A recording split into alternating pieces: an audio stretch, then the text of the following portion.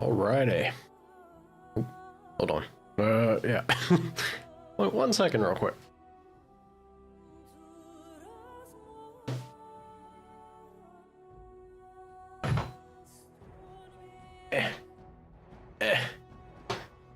Okay, there we go.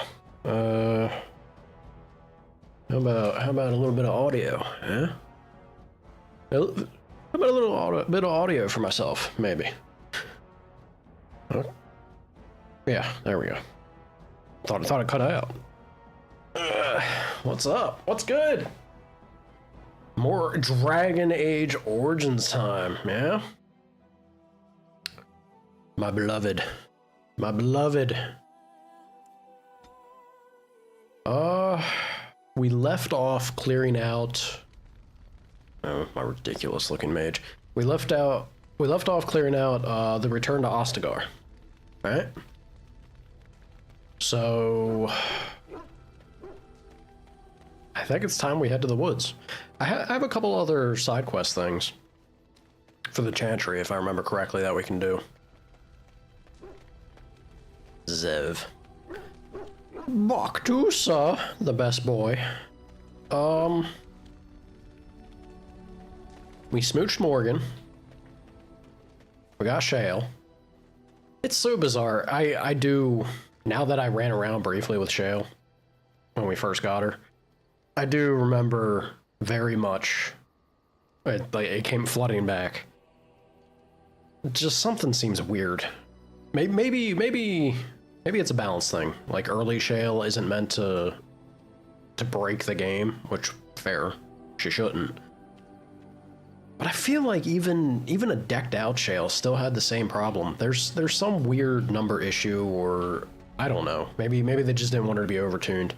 But if you look at the numbers, the sheer armor on Shale, as well as the health pool, it seems ludicrous that she is that difficult to keep alive. Right. Very bizarre to me.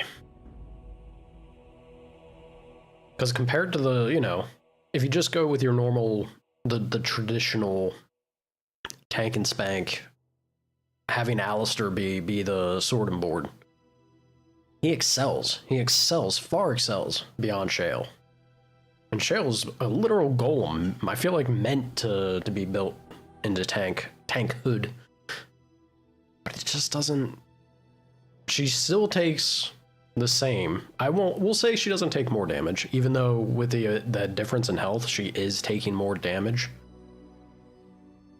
She still takes considerable damage, and because of the bigger health pool, is harder to heal as such. It's rough. It's rough. Indeed. Gotta be able to pick locks. Indeed. Baby girl, always with me. And that leaves room for one. I wanted to be Bartusa. I wanted to be Bartusa more than anything. Gotta walk that dog, but... Yes. I'm gonna try to make you work, Shale. Let's go with the assumption that the problem with Shale is purely, I hope, purely because we haven't gotten fancy crystals, like gear, right? But I really feel like that's not the problem. I really feel like it's a case of we haven't. Was that there dark spawn? Nope. That's a shit ton of wolves. Right ahead. Fireball? Fireball. Alright. Burn the pops.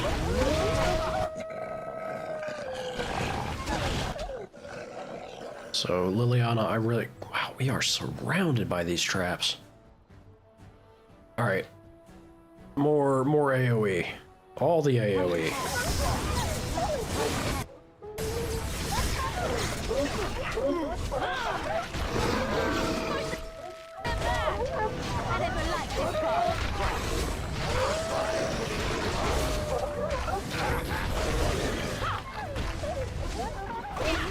Handled it pretty well.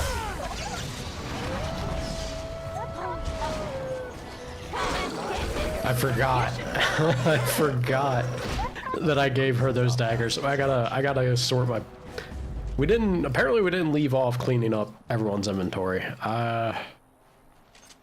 I at least clear out? Yeah, I took care of my immediate needs at least, but seeing Morgan whip daggers out, hilarious.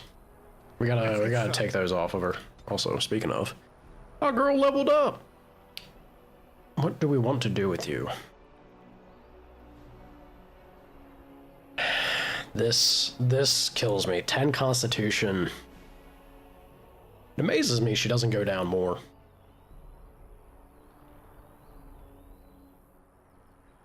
She does pretty well for herself. We'll say just magic. Magic and a point of willpower. I'd like to get to Arcane Mastery, but maybe Cone of Cold?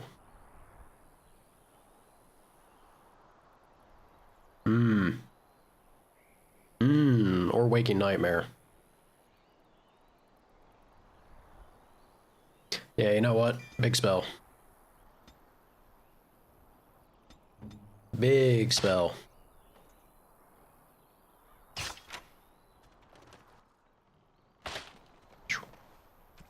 Yeah, one second there, team.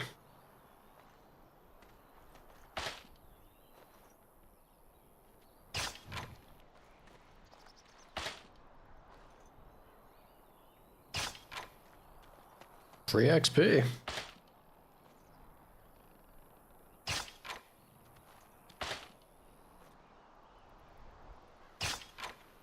At least we're not having an issue. Right ahead. Another one? Ah, there it is. Damn, how many traps do they cram into this spot? This is ridiculous. Imagine trying to run for your life. You'd be in trouble.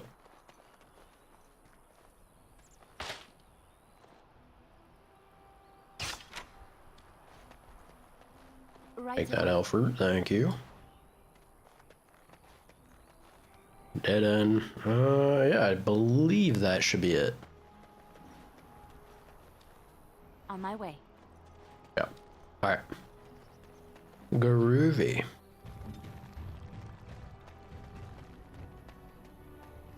Oh, yeah, no, it's fine.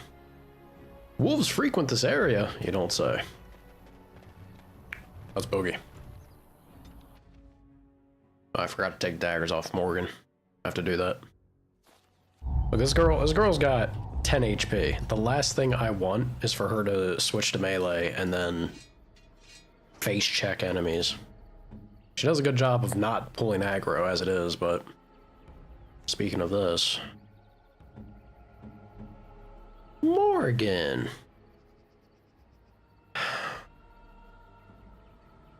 Let's say if the enemies are bunched up, I think 3 of them. Two's still something, but I think 3's the better pick, right? Or going with Waking Nightmare. Could try to get some actual value out of it, maybe. Howdy, Shawnee. How you doing? Uh-oh. Are they just dancing? Look at them grooving. They're having a little. Oh, I'm not thrilled about the double emissary. It's gonna kind of suck, but gotta do it. Ain't nothing to it but to do it. Howdy, Darkspawn. I've come to bargain. Fireball? Destroy them. And maybe a little bit of an inferno as a treat. I don't want to place the inferno too close to me though. Screw it. I'll do it. Okay.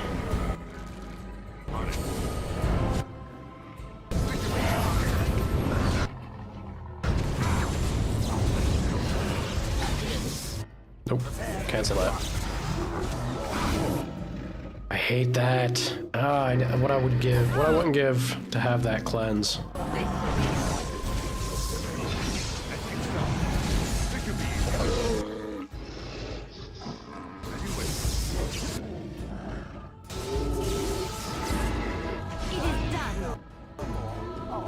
even a blood mage, man, and it's I have a considerable health pool for the amount of points I put into Constitution. All right, I was gonna say if I still end up dying from it because I didn't really take too much damage from other sources, I'd have been mad. It's still pretty unreasonable it did as much as it did. Getting hit with that spell is brutal, man. Maybe that's the issue though. I'm not managing to resist it, I don't think. Because my willpower is certainly not up there, and I think that's how you get away from it. Just wanted to pop in and say hi. I appreciate it.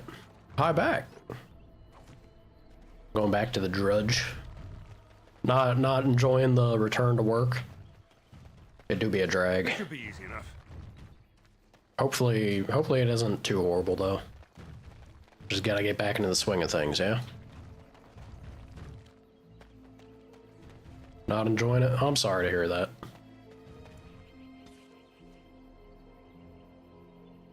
I guess I could... Yeah. I guess I just bump over here, yeah? Let's go. Oop. Another surprise attack on the road.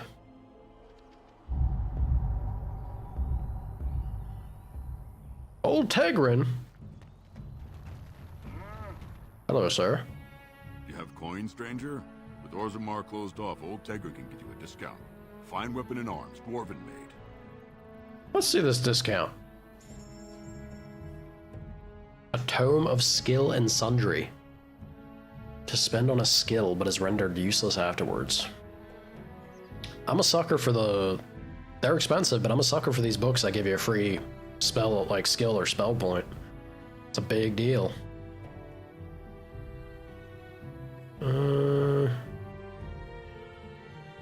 Also selling some gifts.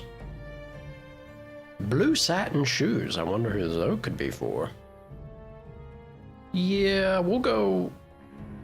I mean, everything else he has is pretty basic. Nah, give me that tome. Thank you much.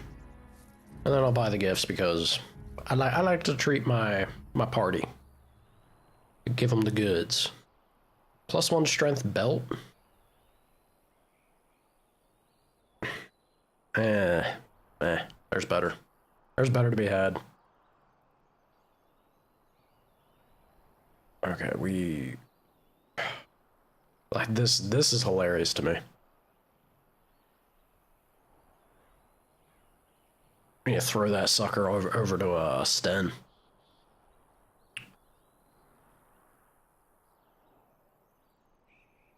I guess I'm gonna sell the Fox's bow. The range. The damage in the range, because it's a short bow, feels bad to me. Tier 6 is respectable. That's up there, especially for where I'm at in the game, but it's just... It's not quite enough. Not quite enough, I feel. I want to... Yeah, you know what? I'm going to sell these. We have better. The repeater gloves are super silly.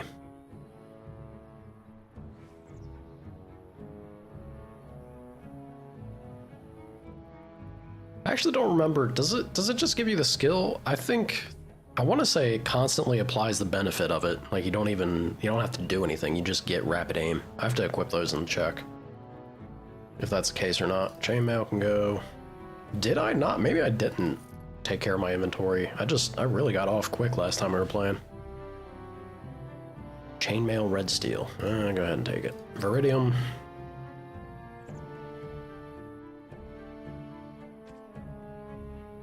%1 spirit resistance. It's lame. It's lame. It can go. Yeah. I think we'd be pretty good. Oh, wolf pelts. Get rid of them. Good enough. I think. Also, I feel like I suddenly have more items than I realized, and I just sold and made space, but apparently not as much as I was hoping to. I want to do, let's check. Let's see what we have. It probably will be me. Right? I really want to start getting master combat training. Herbalism wouldn't be awful. But I want combat training for, it's not awful either on them. It's not a bad pick for my allies because I, specifically Liliana, she would definitely enjoy. Master combat training has to happen, but also the tactic slots and poison making. Excuse me. I think poison making could be pretty nice. What is the survival again? Detect all nearby creatures no matter their level and also gains a bonus to nature and physical resistance? Oh, damn. Maybe I make... Maybe I have survival on my character.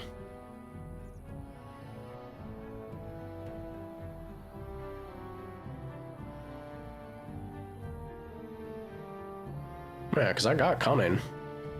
The physical resistance, that's silly. It's silly to think. Or is it? Because if that's tied to Constitution, that's actually not going to be something I'm lacking, building Blood Mage.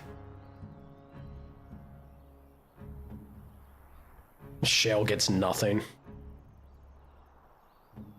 Alright, Shale. That seems wild to me. Well, maybe not. Shale doesn't have a whole, like, too many skills, so the tactic slots, whatever.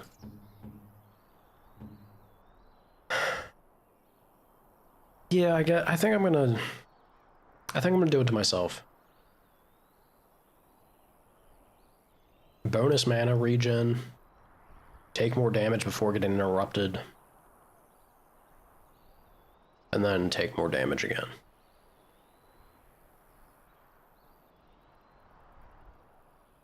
If nothing else, at very minimum, bare minimum, extra mana regen's big.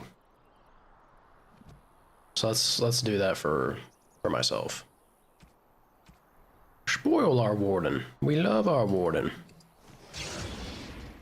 Heck yeah. Groovy.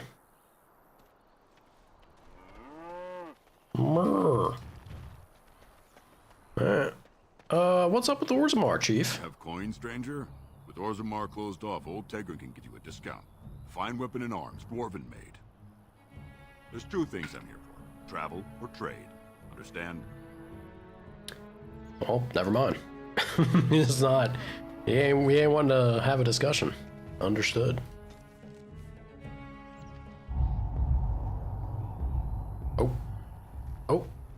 Super dead. Super dead. These refugees are in trouble, man. That is a lot of Hurlocks. Fireball? Like, I don't want to hit the refugees, but fireball.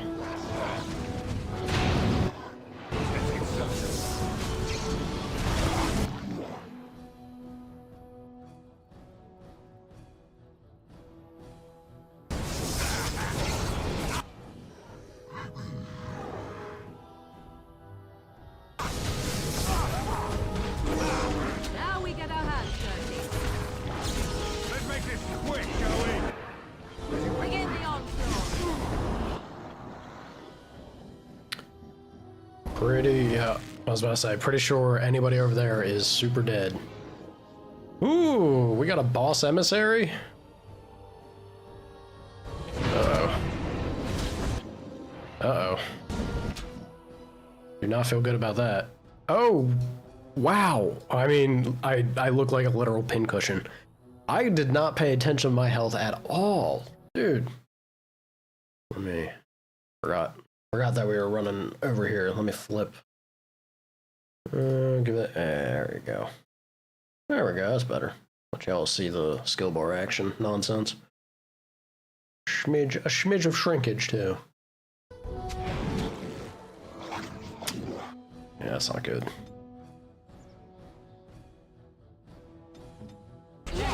Alright, Morgan. Time for you to step up, girl.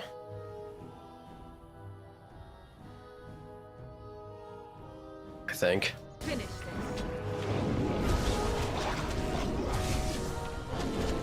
Let's make this quick.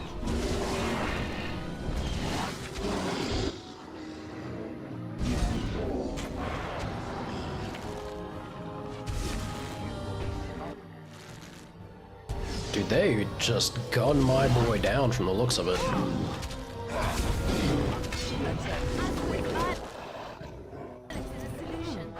Sometimes. All right, battle it is then. Ow! I looked away for a second, and she's dead. Oh, God. Oh no! Oh, no is right.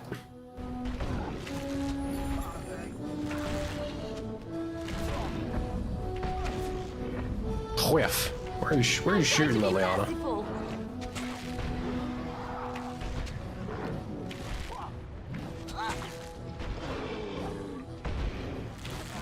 Right away. Is that all you've got?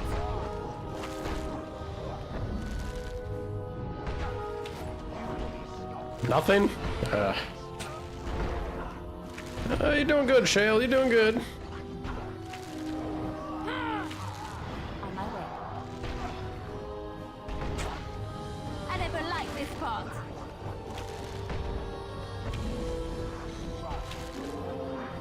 Heck yeah. Brutal, man. But it wasn't a wipe, so could have been worse.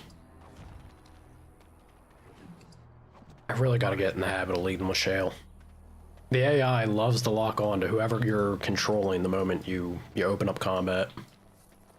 Just putting myself at a detriment leading with my mage, I feel.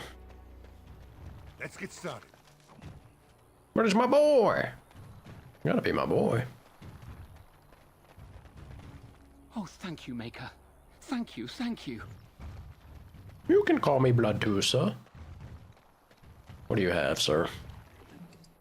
A soul rot bomb and a ruby. Uh-huh.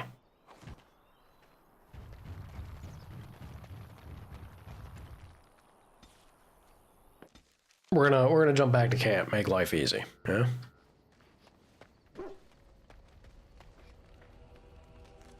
Okay,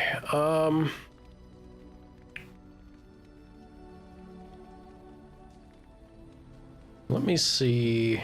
Well, I can throw it on myself first, right? Boom, I got gloves on. What's that do?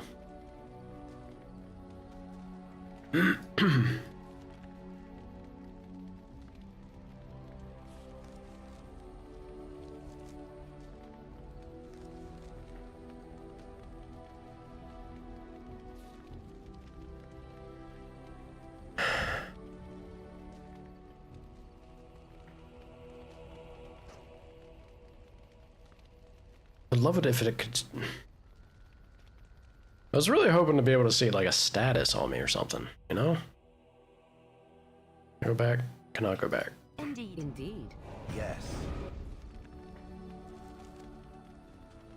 Yeah, I was really hoping for a status to show. It might not let me do it in camp.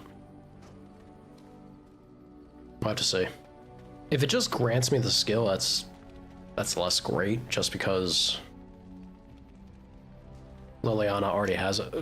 You know what? This would be the way to do this. Let's see. Put those back on. Zev, my friend. I give you gloves. Does that now mean you have...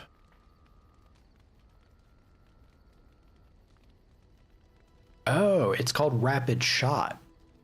So it's definitely not the same thing. Rapid aim probably would just be lining up faster. I would think. Yeah, alright.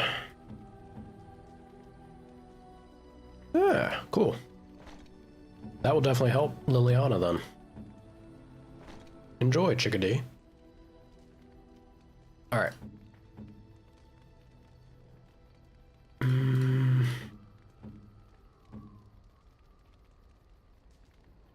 Could give this man Templar armor.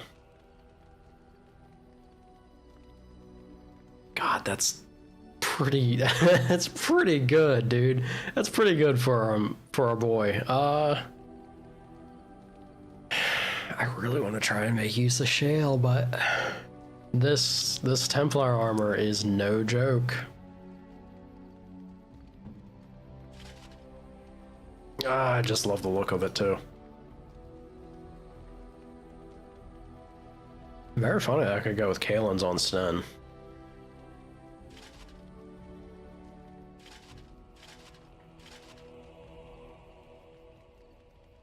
Also, pretty heinous. Pretty heinous to be putting Ferelden's King, the armor of Ferelden's King, on Sten the Kunari. Something blasphemous to that. Well, they're looking mighty good though, Sten, I gotta say. Oh, and he can put on Usaris now. How's the old Nug Crusher compare? 4 dex, 100 stamina, and a chance to stunt. If I gave this man... that's pretty sick. It's pretty sick. If I gave this man this sword, had him on the team... He's got 28 armor.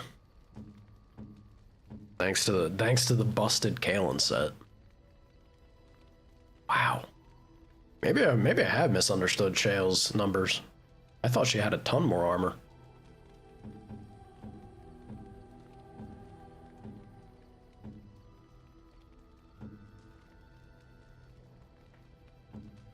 %, fire resistance means getting hit by a fireball isn't the spookiest thing for our man. That makes Sten kind of a force. Let me look. What do you have going for you, Sten?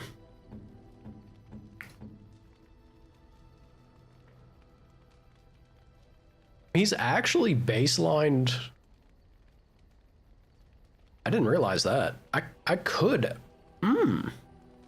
I could party Sten.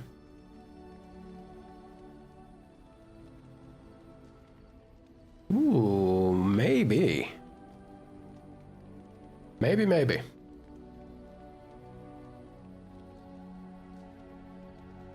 Perfect striking is pretty cool.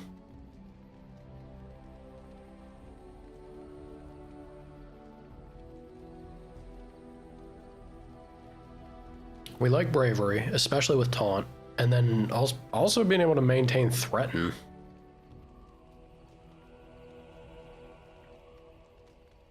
I wouldn't want to run precise striking. Perfect striking, no drawback, lasts for a time, big ol' buff.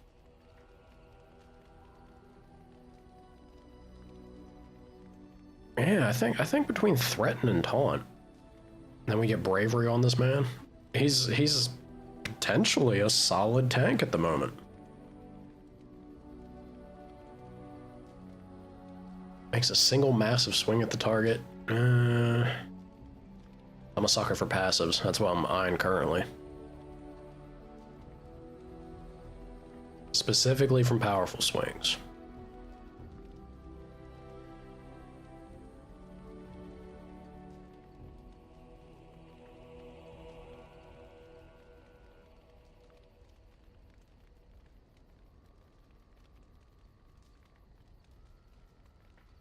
Yeah, Destroyer would be...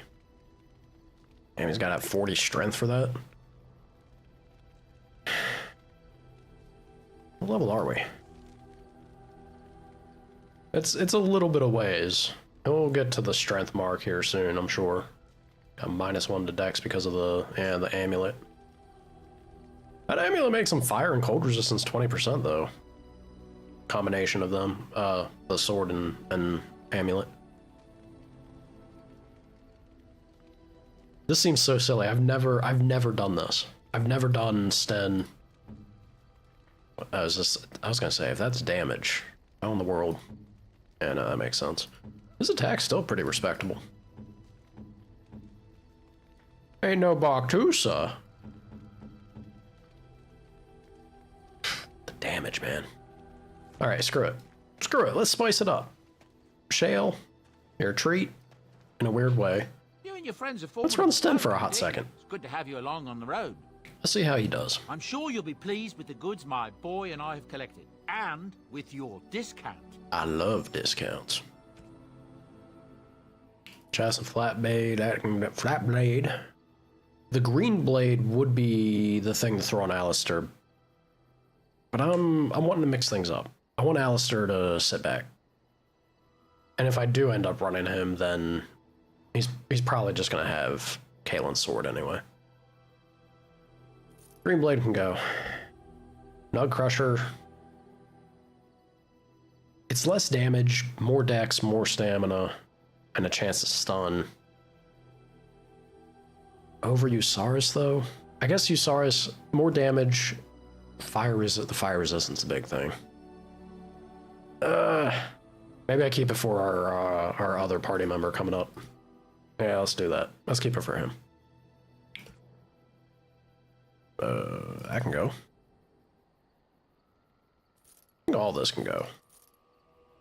Yeah. Yeah. I have to look at Barktusa real quick.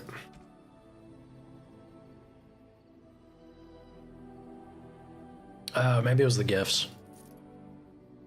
It's probably the gifts why the party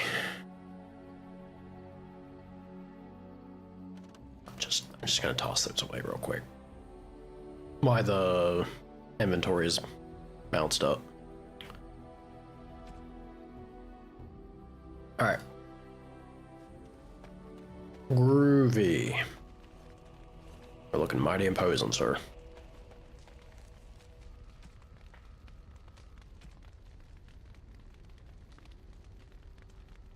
Small gold bar.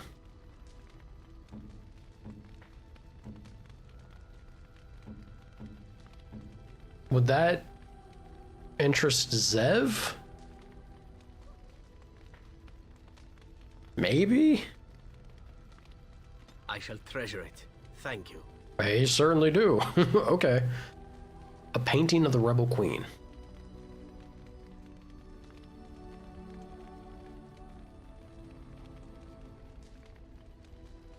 Oh, we know about the Silver Sword of Mercy.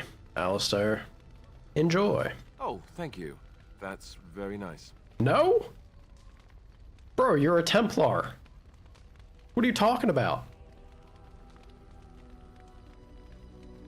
You're telling me that was meant for Liliana? It'd be very weird if it was Win. Dude, we have Win at 100 approval? How? Liliana, sure, makes sense. Shale hates us. I can't remember about this dragon statuette, but Stan? Unexpected. Thank you. He kind of likes it. He kind of likes it. You have my thanks. Again, kinda. I don't think cares about paintings. Zev. How nice. Honestly, better received than I expected it to be. Blue satin shoes. I know it's for Liliana, but she's at 100. Well, I guess I'll just bank it. I'll just bank it for the time being. Heavy silver bracelet inscribed with woven runes.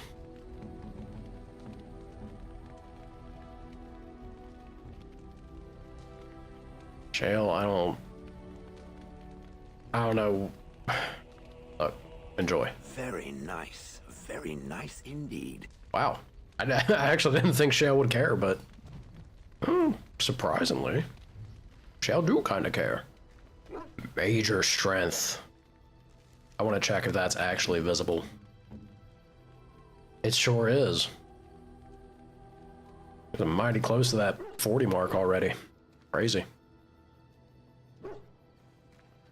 Ah, also forgot. Baktusa! My boy. +8 armor, +2 armor penetration.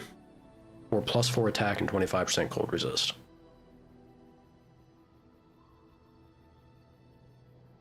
And that cold resist is great. He's already got very solid attack. I don't know if I can give up the +8 armor.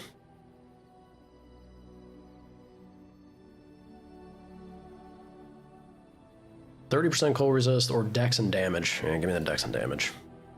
Give that boy some more paint. Howdy, Hawk. I slept great. Thanks for asking. How are you? What's good? It used to be more consistent, unfortunately. When I had issues with insomnia, it would be long bouts of problems. I've kind of reached a point, not to jinx it, knock on wood. I kind of reached a point where I don't have it as big of a problem, really. But that's the thing then is when it does pop up, which every once in a blue moon it seems to. When it does pop up, it's like it wrecks me. I don't handle it so well nowadays. So at least thankfully I don't deal with it as consistently as I used to. That's a blessing. Slept well yourself? It's been a bit? Yeah, good to hear. Everyone's getting sleep. Yeah, do hit hard. Alright. Shale was taking a back seat. Alistair and his Templar armor looks sick, but Yes. the Qunari in the King of Ferelden's suit Indeed. is joining this party. You got your pillow in. Any good? You think you got scammed? Uh-oh. Yeah, this is... I should have said something before. I feel like I may have, but I'm not sure if I said it to you. We had to talk about the whole pillow and bedding situation when I was looking at it months ago. It is very prolific with scammers. You have to try and do due diligence of where you're buying from and who you're buying from. Cause it's more than anything else that I've seen. Even things that are kind of known for being pretty populated with scams. It's I swear like the betting scene in particular it's more rife with that problem than anything else that I can think of, which is nuts. Got it from Amazon? You gotta be real careful about that. Amazon doesn't care typically, right? They'll I'm sorry to hear you may have gotten scammed. But if it's on Amazon, you really gotta like scrutinize it and bounce around, trying to get additional feedback and scrounge the internet.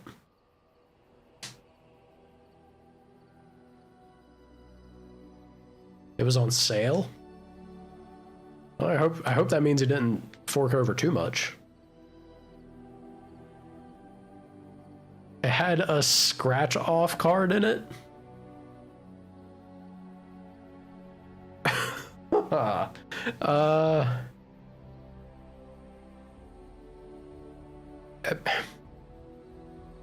Is it like a marketing gimmick? Was it a scratch off for Oh. So it was actually an Amazon scratch off. It was legitimately an Amazon gift card you won? For real? Oh yeah, no. Totally a scam. Totally a scam. Screw that. If it was like a scratch off thing that you could redeem it on Amazon and then it would credit it to your account, that'd be sick.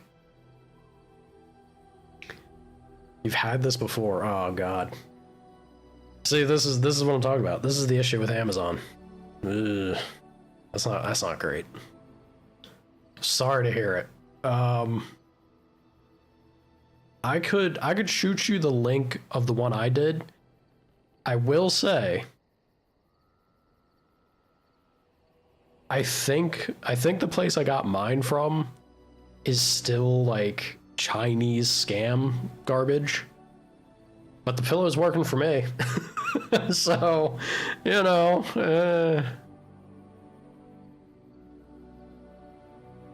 they're fishing for, yeah, no wonder they have such high reviews then. Ugh. Scummy. Scummy. No thank you.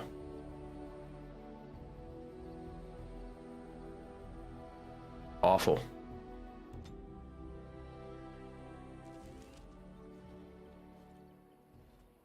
Stop right there, outsider. The Dalish have camped in this spot. I suggest you go elsewhere, and quickly. I don't take kindly to threats. Actually, I'm looking for the Dalish. I find that hard to believe. What business could we Dalish possibly have with a group like yours? I will tell that to your leader and no one else. I'm a blood mage. Seeing as you are obviously no simple trespasser, I will leave it to the Keeper to decide the importance of your business. In the camp, Simple. I suggest you keep your hands to yourself, and remember that our arrows are still trained on you. Follow me. See, that's the crazy thing with me, or for me, is that... I see we have guests. Oh, God. Who are these Another bald strangers, elf. Mithra?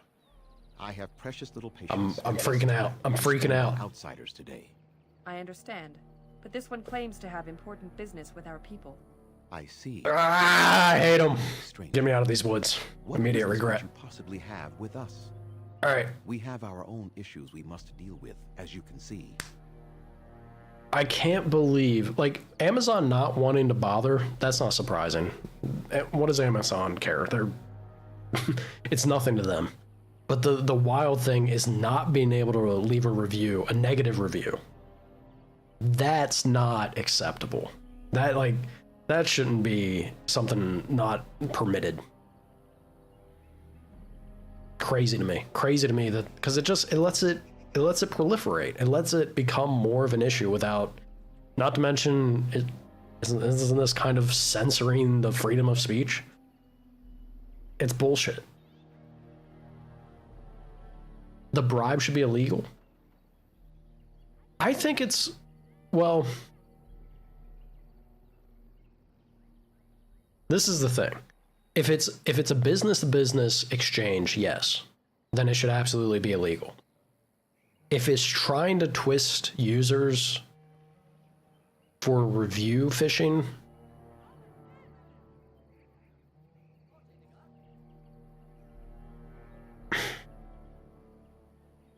consumers have a freedom of choice, right? Doing this to fluff yourself up and rip more people off is very shitty. A consumer has to have the freedom and responsibility of making that decision themselves. Is it scummy? Is it awful? Yes. But ultimately, I think having the choice is fine.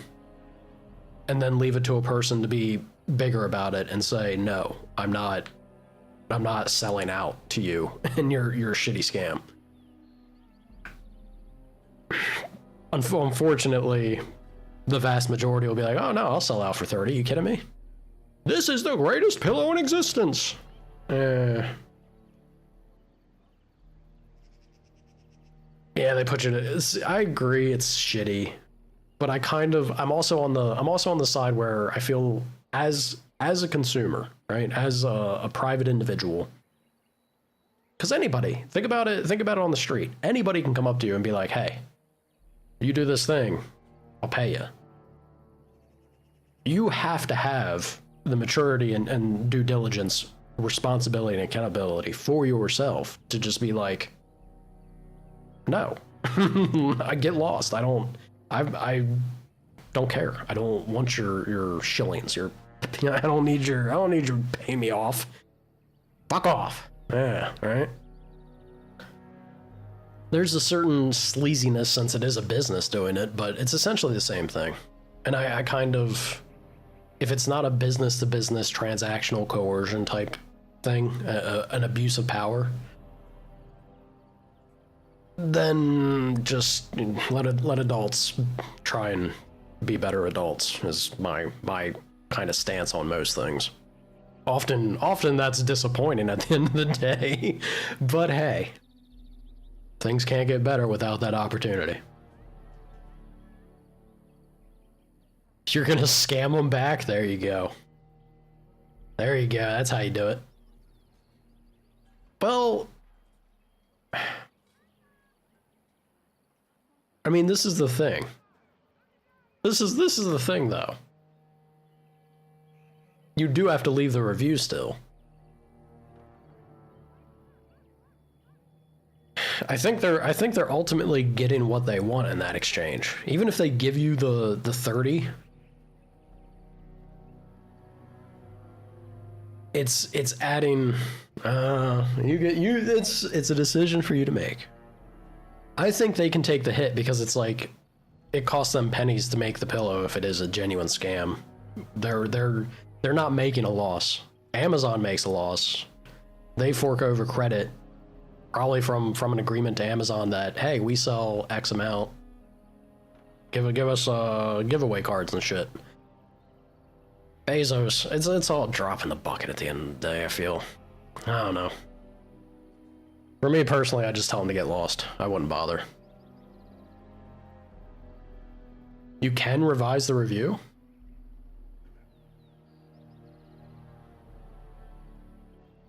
So, well, wait. Now I'm curious. So we're getting derailed here, but I'm curious. If they wouldn't let you leave a negative review, can you circumvent it by leaving a positive and then course correcting the review? Does that slip the system? 'Cause shit, I'd do that in a heartbeat.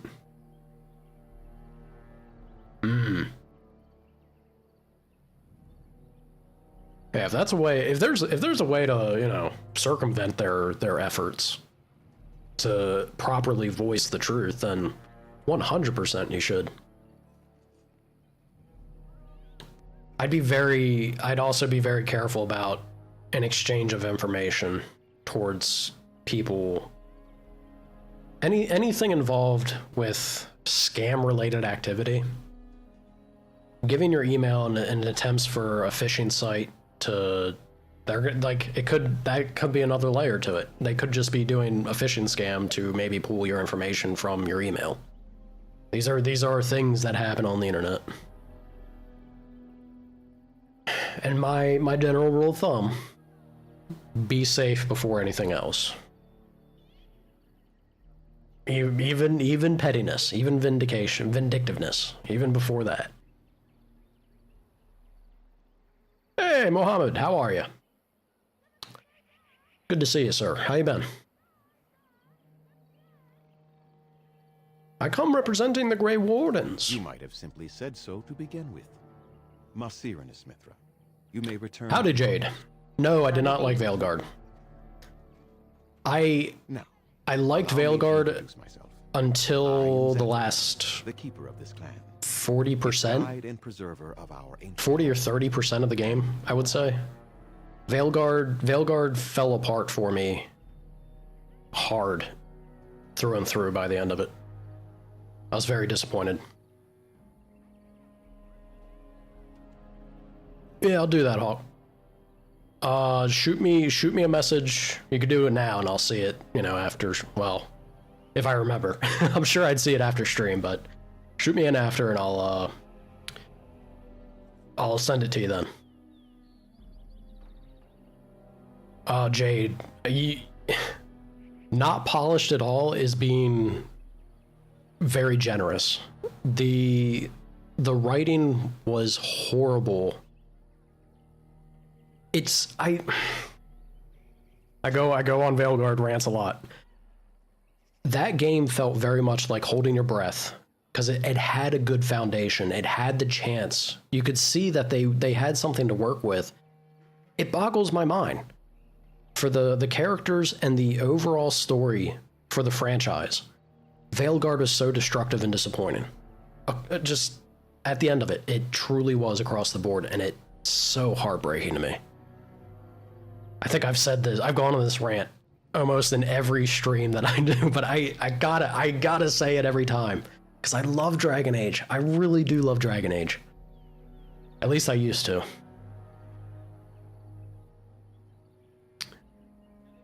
Other than soulless parts, I think the soulless parts are also just weak. They're okay. They're okay if you only look at it as like a self-contained thing. If you look at soulless in a bottle, it's okay.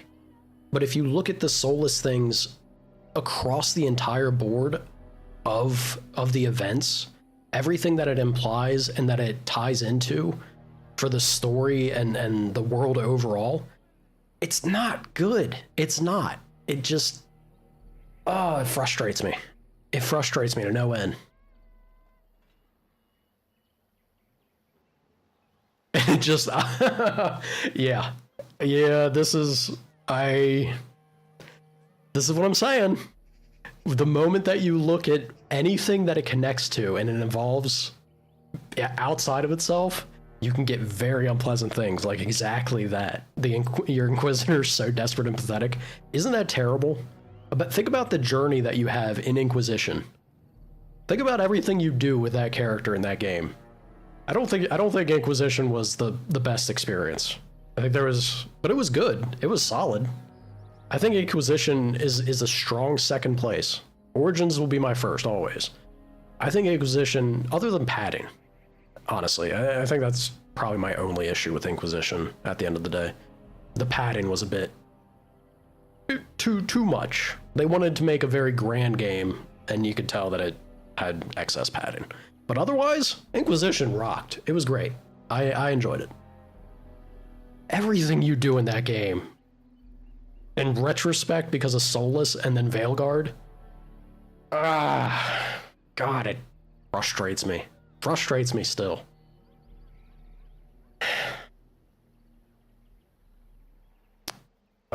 Sorry. Let me catch up. I'm starting to go on a tirade. I don't want to ignore the rest of you here. You're good trying to handle university admissions? Yeah, it's bureaucracy, right, Mohammed?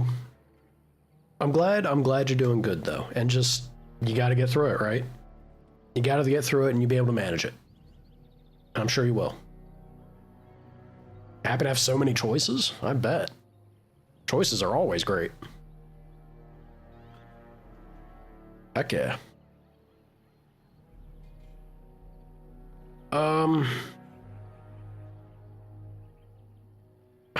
Sorry. I'm fighting. I'm fighting the urge to go on another tangent about Veilguard's disappointing endings. Not just the ending specifically, but everything they did with the characters as well. Grr, I say. My name is Blatusa. A pleasure to meet you, Bald Elf. Manners. From a Shemlin. Interesting. Rude. What might be your mission here? Have you come to spread news of the Blight? I had already sensed the corruption spreading in the south. The existence of the Blight is not news to me.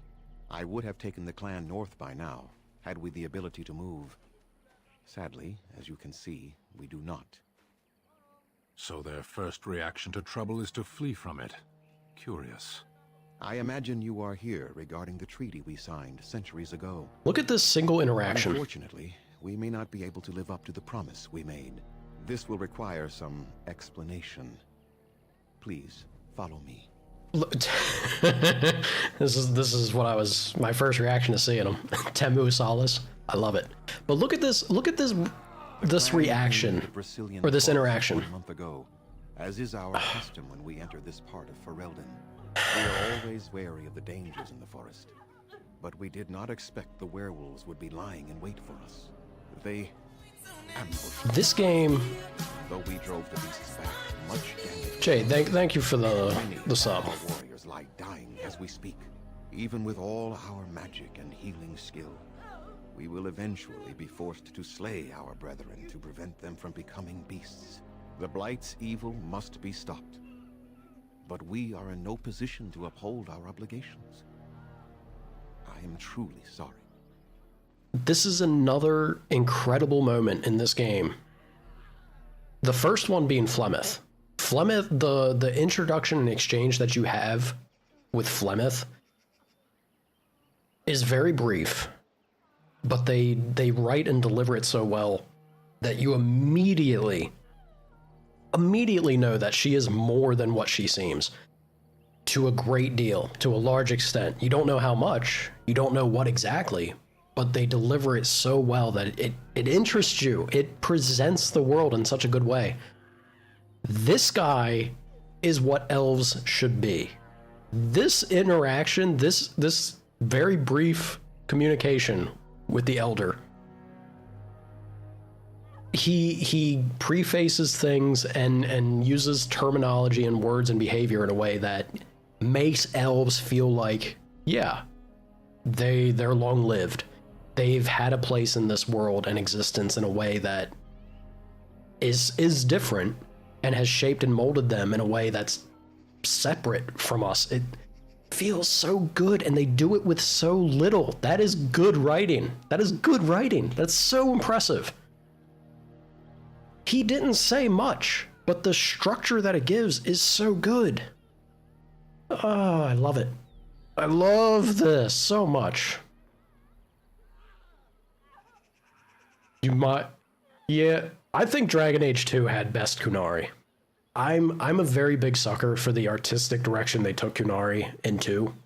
I love the sharp and intense, rigid features. Made them stand out and just very imposing and striking. I think it was sick. OG Sten, I like how they also, you know, I think it's a little silly. I don't think they had to. But I like the way that they write off or explain the way that Sten looks. Is that he's the Kunari, I forget the term they have for it. You know, they give him special Kunari language. But he's the infiltrator, like he looks more human than normal Kunari, so they use him. That's why they shipped him out to Ferelden. But yeah, you know, they just didn't have that in mind at the time. They made him big, they made him have a unique eye color, but the idea to really make more of a stark, striking presence to Kunari wasn't quite there yet, which I think is fine. Howdy, Den. You don't need to apologize. That's fine, man. That's just the nature of streaming. We all get busy. Things come up. I'm doing good. How about yourself? Yes, and the Grimoire. It's kind of evil though. I did give Morgan the Grimoire because I went to the mage circle pretty early. I gave Morgan the Grimoire, and it's kind of evil of the game. It's very funny though. Say that you don't know, like it's your first time playing. It's very funny that Morgan tells you, hey, go over there and deal with Flemeth. Imagine going to challenge Flemeth immediately before you're leveled up and at a good state. You learn quick. You learn quick that she is certainly more than she seems. That would be so rough. It's mean that they do that to new players. But that's fun. That's fun. You gotta have some enjoyment with your games. You just finished Far Cry 3? Far Cry 3 is the only... I think it is? Far Cry 3 is the only one I've played. I had a fun time with it. It was enjoyable. There's actual werewolves here. There was a time in Ferelden's history when werebeasts roamed the lands in great numbers. Spirits possessed animals and turned them into horrific monsters. The humans warred against and destroyed these creatures. No doubt their tales of those days grow ever more inaccurate. Flemeth tells tales of such a time. Packs of possessed wolves akin to abominations roaming the land. It was a terrible age, now long past. The werebeasts are not all gone from this land, and the ones that stalk the Brazilian forests are proof of this.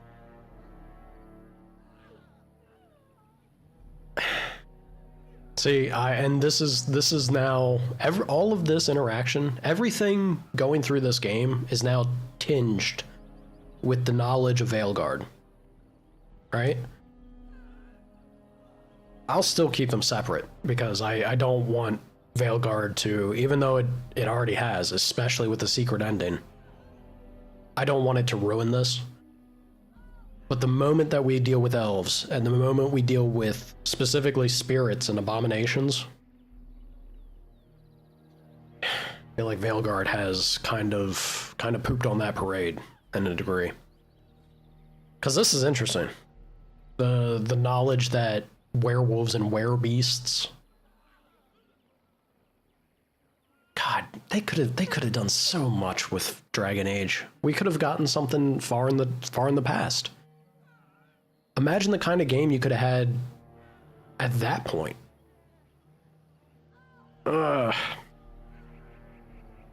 Potential. Wasted potential. I guess they still could. They can course correct, I hope. I have that same thought. I do wish werewolves were more of a thing. It was very cool in this one. The OG teams are making Exodus? I didn't know that. I'd have to look into it. Interesting. Yeah, I'm gonna put a pin in that. I have to check that out. I didn't know that. Good shout. If they didn't fire everyone, yeah. But, I mean, I understand that when it comes to business, you can get... It's silly to think about keeping someone on indefinitely, right? Especially when it comes to writers. I'm not saying don't do them dirty. Writers are the lifeblood of making a good and well-developed world and lore, right? You should treat them well for that. Because when they can make you something like this, they deserve all the support and financial success that they could possibly merit.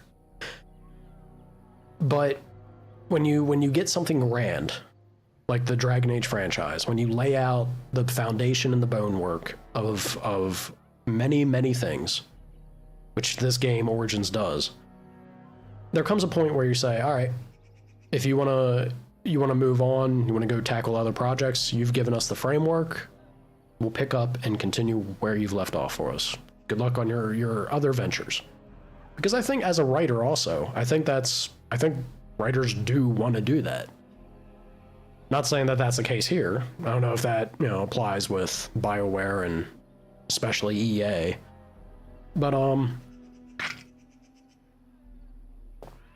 I think that's truly the tragedy of seeing where we were coming from, and then EA decided the writer they had for Veilguard took that framework, took the bones of the game, and they were okay with the direction the writer decided to move forward with. I would have loved to have been a fly on the wall, because Veilguard feels like to me the writer was told by somebody in charge that we need this to continue for the next 20 plus years to make us money. I don't care how you do it, do what you got to do. Gut the franchise, as long as it can then continue with more installations. And I think that's exactly what we ended up getting with the decisions they made narratively. And it kills me. It kills me that they did that. Maybe that's being a little too forgiving or kind. Like I said, I'd have to be a fly on the wall. Maybe that's a little too forgiving or kind to the writer specifically, but it's the only way I can make sense of how Veilguard played out, y'all. I really think it was super destructive to the lore and the world building that this franchise had. And it breaks my heart. It really does. Look, is there no way to help you, man? The affliction is a curse that runs rampant in their blood, bringing great agony and then ultimately either death or a transformation. That would make you a wasp. The only thing that could help them must come from the source of the curse itself. And that would be no trivial task to retrieve. I am good at non-trivial tasks. I'm a blood mage. We don't like that. You're talking about a werewolf. No, but it is the one who made these werewolves come to be. Within the Brazilian forest dwells a great wolf. We call him Witherfang. It was within him that the curse originated, and through his blood that it has been spread. If he is killed and his heart brought to me, perhaps I could destroy the curse. But this task has proven too dangerous for us. I sent some hunters into the forest a week ago, but they have not returned. My frames. I cannot risk any more of my clan. Fine, Witherfang. You said you could perhaps destroy the curse? Yeah, I don't like this, like, maybe. There is no guarantee that this will work, as I suspect. But it's the only hope we have left.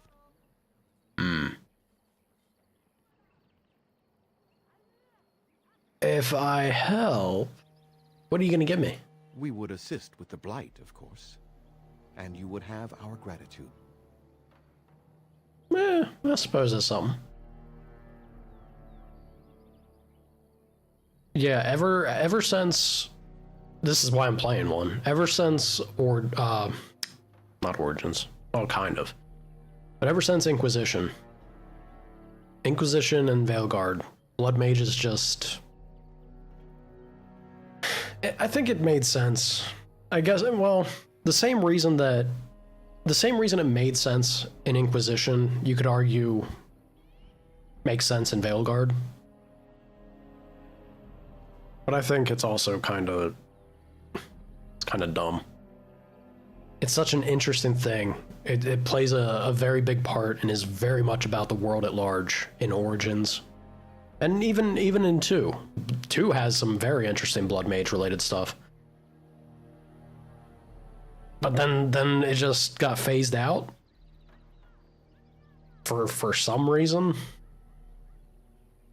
It's strange. It's strange to see them go with interesting things in the games, and they pick specific things, and then they decide, maybe we don't play with you anymore. And they just chuck it out the window, right?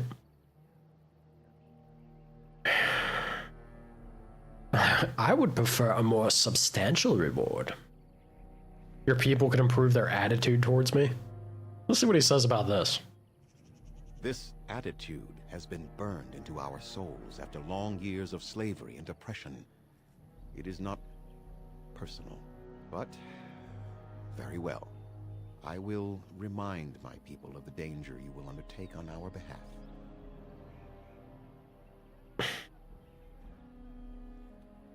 I always feel some kind of way about this attitude.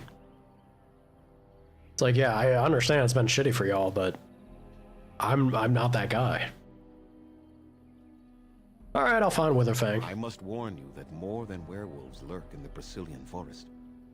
It has a history full of carnage and murder, you see.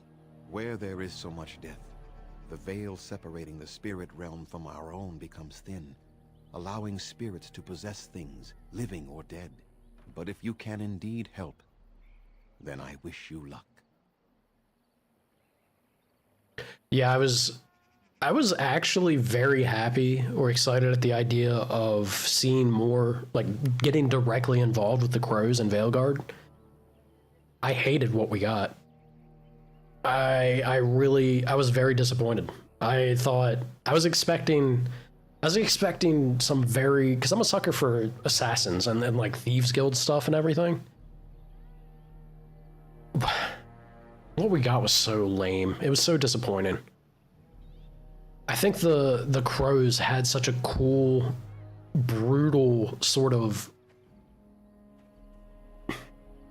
maybe it's part of the mystery and allure. Zevron does say, and they sell things a little more for the sake of being spookier than what they are, just being hired killers, but I don't know. It could have been more than what it was. It was so deflating. Yeah, let's ask this man some questions. I have much to do here. My apprentice Lanaya or Sayrel, the clan's storyteller, could provide you with answers just as easily. Wow, don't let me ask him much at all. Alright. Yeah, tell me more about this curse, though. There is not much to say. It stemmed originally from Witherfang, but now any werewolf may infect someone with it. Howdy, Finn. How you doing? So if a werewolf bites me, I'll become infected? Nah, I'm a blood mage. I'll pull my own blood out of my body. Throw it away. Who needs it? It is possible, but not guaranteed. The only way to protect against the curse is not to be bitten. I'd love that to be the case, but everybody coming after my mage. Yeah, how'd this curse start? That is a long tale I do not have time to tell. Ask Sayrel about it if you wish. Yeah, all the werewolves stem from Witherfang, really? No. The ones from this forest, however, do. Alright, good, noted. Good talk. How do you know if if you've been infected? That's not a bad question, actually. You will know within a matter of days. You will begin to sweat and vomit, and most tellingly, your temper will become wild and uncontrollable. If that happens to you, you should seek out Witherfang even more swiftly. Your mission at that point will be rather personal. You don't say. Go on then.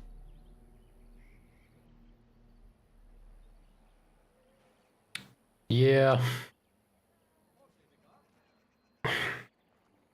It's strange to me to sacrifice. Well, no, it's not. I say it's strange to me. It's about money. That's all EA cares about. Market it more towards kids, and make more money that way. It was a very adult setting, and I wish it stayed that way, because it didn't shy away from pretty heavy. I mean, we just had the choice. We came from choosing to save a child from a demon possession, or banging the demon and then saying, "Yeah, you can have that kid later." Crazy shit. But it was a choice. It was one that you got to make. Yeah. It's a shame. I understand why, but can always dream for things to be what they were intended to be originally. Watch for the white wolves. They are his eyes and ears in the forest. Mm-hmm. Well, I mean, Veilguard did too. That opening segment where you find the mayor in the town. Not quite.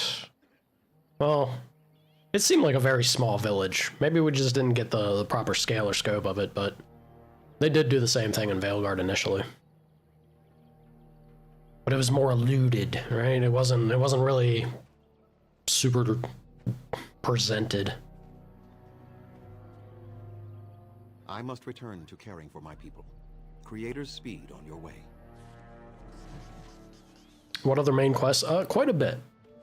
Quite a bit. We're only level... chosen freedom over subjugation. Better hardship and danger than slavery. True. Only level 12. And we did the Mage Circle. We've done Redcliffe. We've done Redcliffe Castle since we did the Mage Circle. Went back for Connor. I did the DLC for Ostagar. We've done Shale. I haven't done the Grey Warden Keep. But that leaves the Forest, Denerim, and Orzammar. Yeah?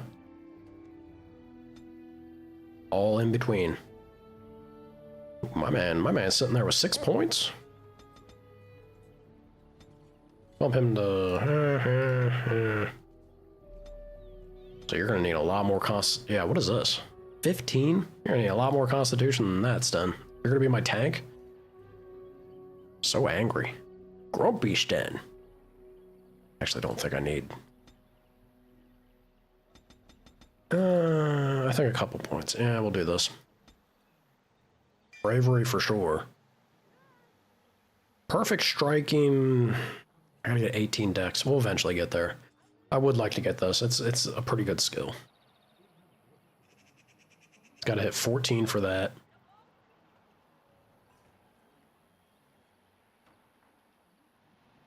It says reducing. I'm not sure if I don't think it removes it entirely. But we'll do this. You hit 12, so 13 and then 14 for Destroyer. Destroyer's big.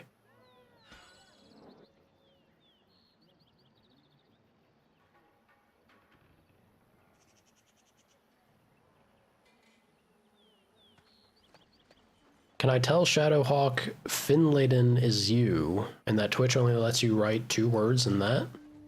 It only lets you write 2 words? Really? Alright, well, yeah. Hawk, Finn is a viewer over from Kick. Appreciate you popping in there and saying hi. It's kind of you.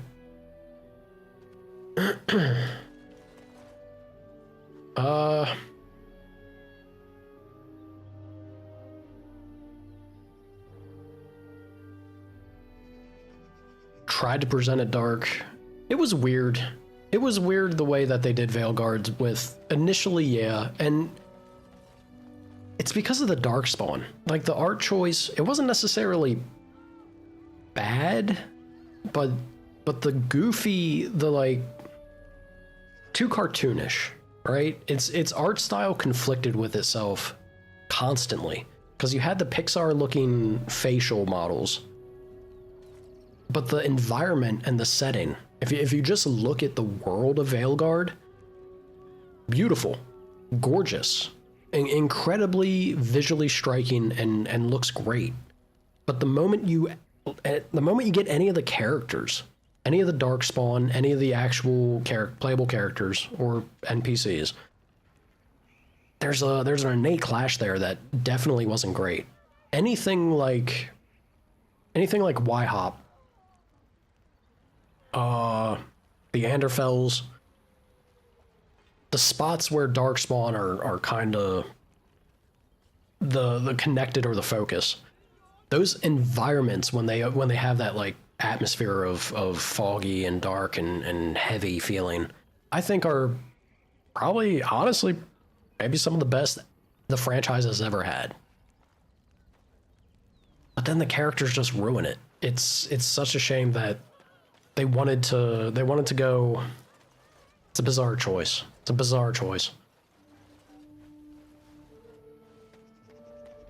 Yeah.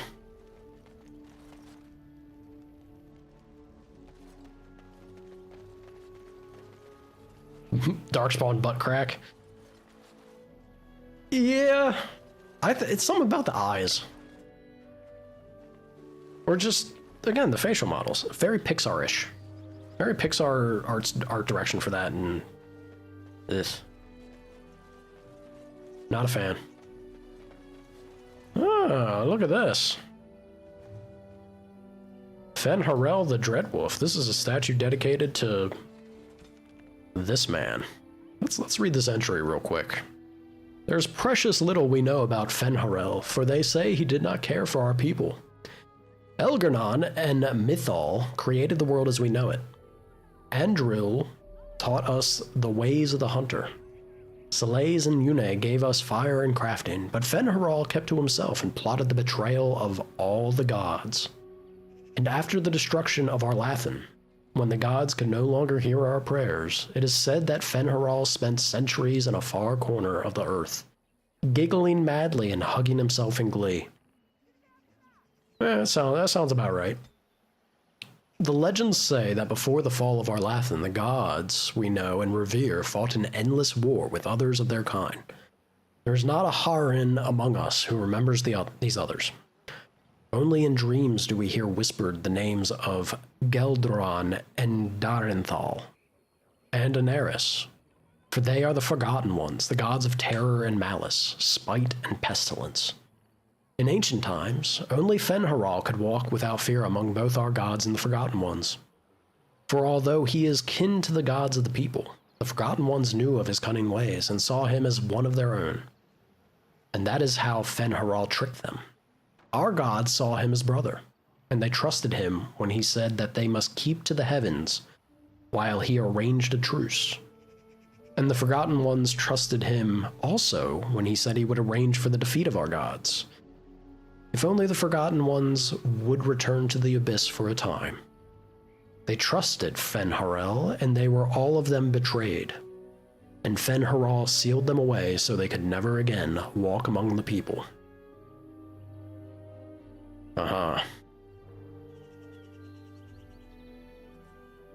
Morning, Sana. Yeah, careful driving, sir.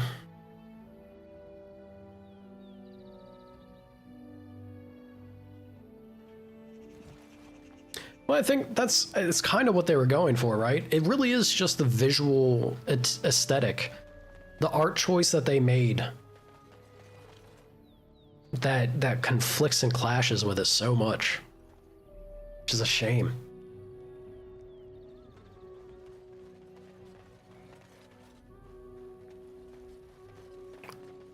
Remember Sarah's one of the gods theory? Her character, where would we, if we had to place the elves that we interact with in the franchise? I wonder how I would place them. I wonder what order I would put top elf to bottom elf, because it's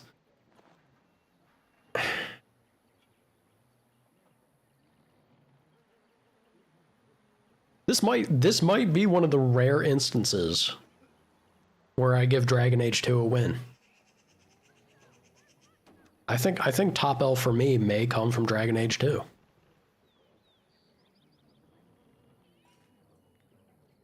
Maybe. Yeah, that's I'd have to chew the fat on that one a bit. Maybe. Andril.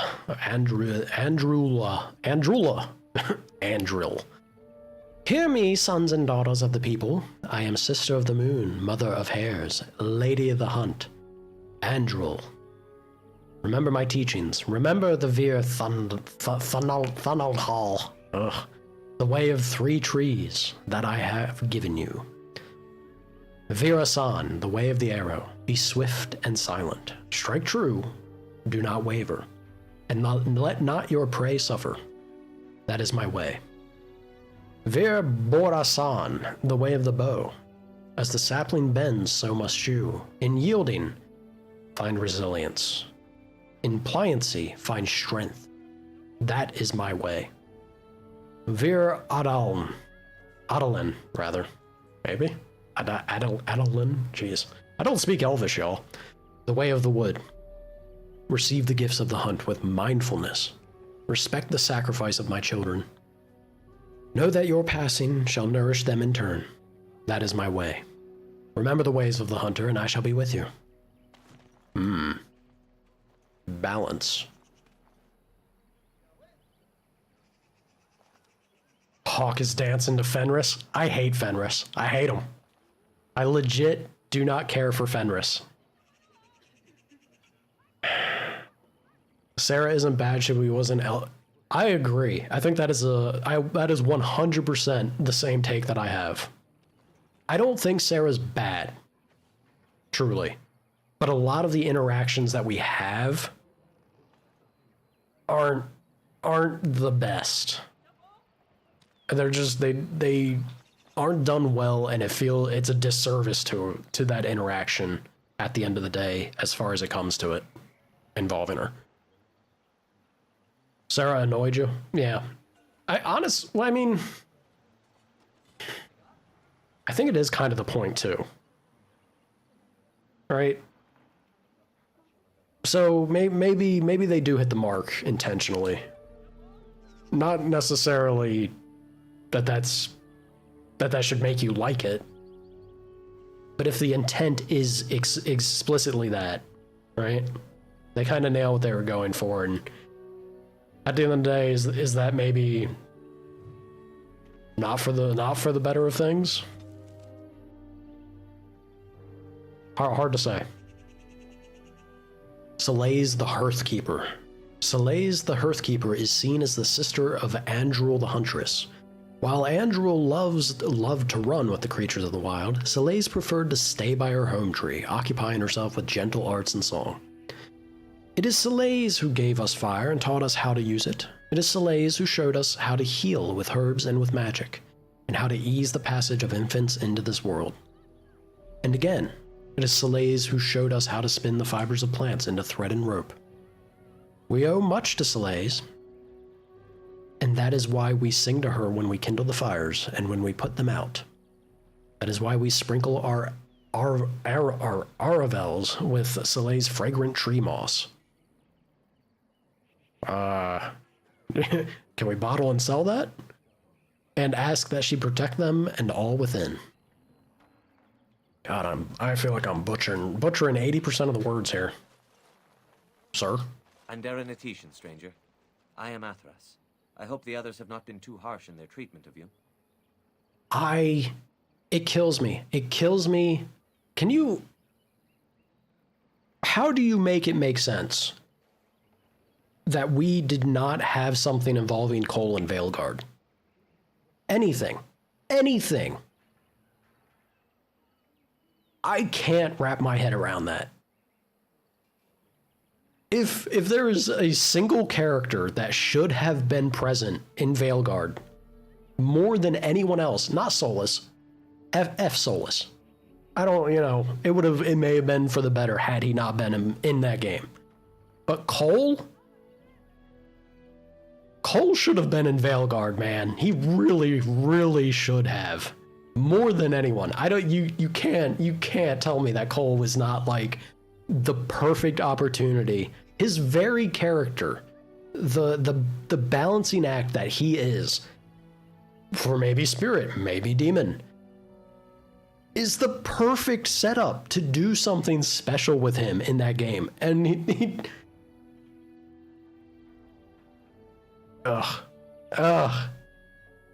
I think Cole is a very exciting, actually, maybe that's why. Because of what they decided to do with spirits and the Fade overall. Cole was a beautiful thing because of potential. And Veilguard's mission was to destroy potential across the board, narratively. Maybe that's why we just didn't get any Cole. Proper-like. I think that's what we'll go for. Cole was great. I enjoyed him greatly, for sure. Fenris, you want to slap him? He's just so whiny. He's so incredibly whiny. It's one thing to be whiny if you keep getting smacked down and struggling with things and you don't have the capacity for changing it. You got no presence or agency. Because it's not being whiny, it's literally being life's punching bag. Life gets the better of y'all. And sometimes you gotta just bite and grin and take it. Fenris was not that, y'all. Fenris is literally extremely strong because of his suffering. And instead of creating a character that was maybe very violent and destructive to his surroundings, which he kind of can be. I think they tried to hit that note with him, but he's just so woe is me in not a good way. Have I played Mass Effect 1 or 2 or 3? I've played all 3. I love the Mass Effect franchise. Andromeda was a little... It lacked the magic. It lost the luster.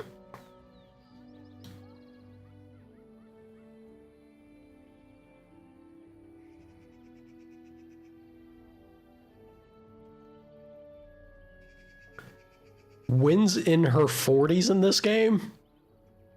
What? Is that confirmed? Why did they make her look like they treat her like she's 70 or 80? She's supposed to just be in her 40s, really? What? No. There's no way.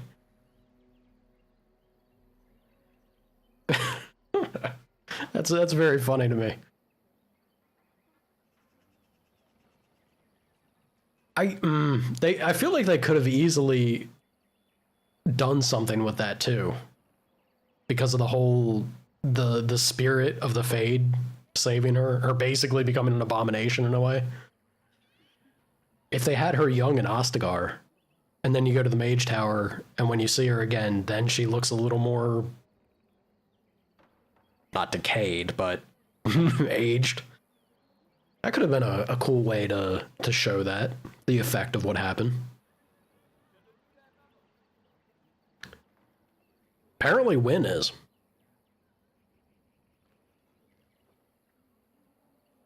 Yeah, I'm hearing that they made Wynn in her 40s in this, which is crazy. Crazy with the way that she behaves.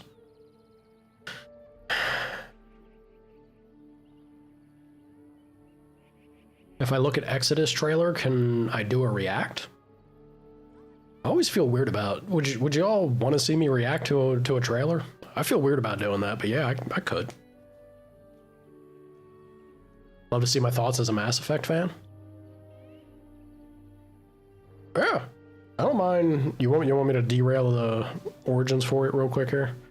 Look, we've been moving at a snail's pace because I'm yapping with y'all. This is the fun for the streaming though. If we're playing an older game, come on, let the yap fest commence. Let me see real quick.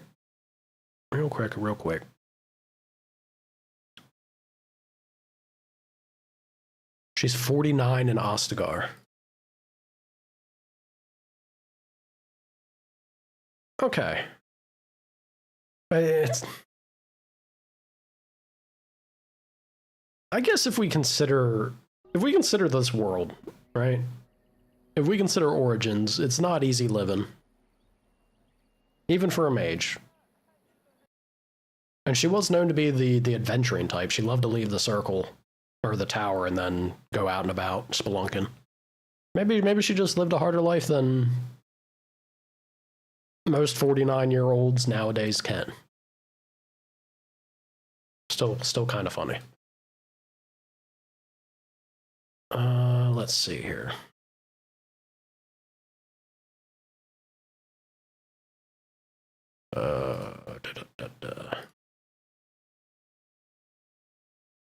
Old man attempts to work the computer. Exodus trailer, yeah?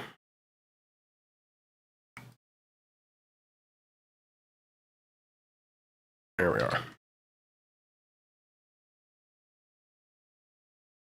Exodus trailer. Ah. I'm surprised. I mean, I'm not usually in the loop of things typically, but I'm surprised I haven't seen or heard anything about this to date. Let's see.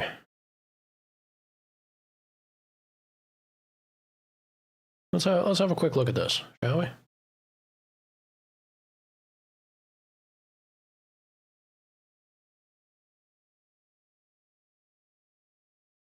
I can. Come on now. Getting it? There we go. Yeah. All right, now's the question of, will this play through? Will you all hear it? Let's see. Yeah, y'all hear it.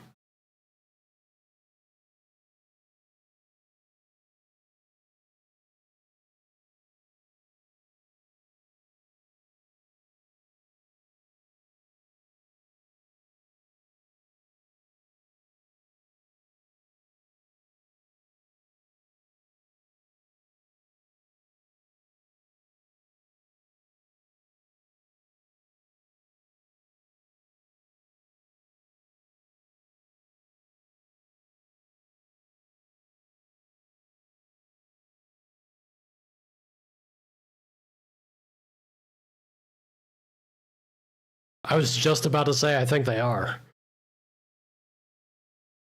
Why do they all look like supermodels? Space Bear? Sick.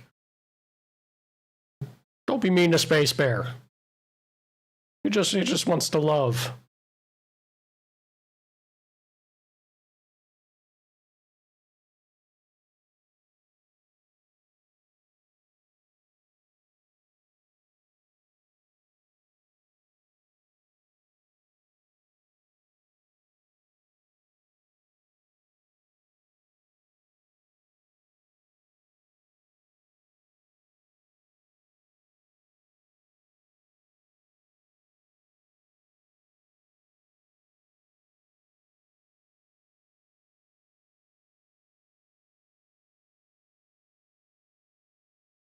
All right. I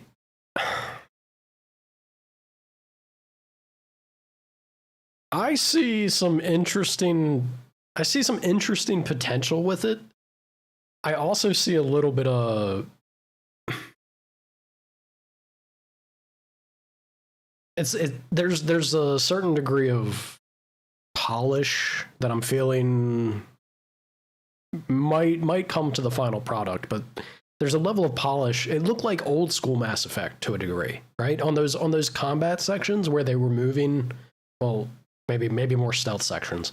You could see at certain points, it definitely had a bit more of an old school Mass Effect feel to it. Not saying that that's bad, just kind of surprising in today's day and age, right? I think it's cool. I'm a big sucker, big fan of anything sci-fi and futuristic. I'm a big sucker for when they incorporate alien but also familiar. I do enjoy aliens being outlandish and weird and bizarre. I like that too. I want that. I think it needs it. But a lot of times when that's like, that will be all you get. I think giant war sci-fi space bear, very sick. Very fun. Frog floating and speaking to your brain, potentially. Sign me up. They look like they had Botox done. It kind of was. They looked a little too model askew. Not quite the Pixar level of Veilguard out of place, because it fits the rest of the aesthetic at least. But damn, dude, when we start traveling space at large, we're gonna be looking fantastic doing so. Everyone's gonna be jaw dropping. That just comes with space travel, I suppose. I think it's got promise. High hopes for it to be good. I have to look more into it because this is the first I've heard of it. Has me curious.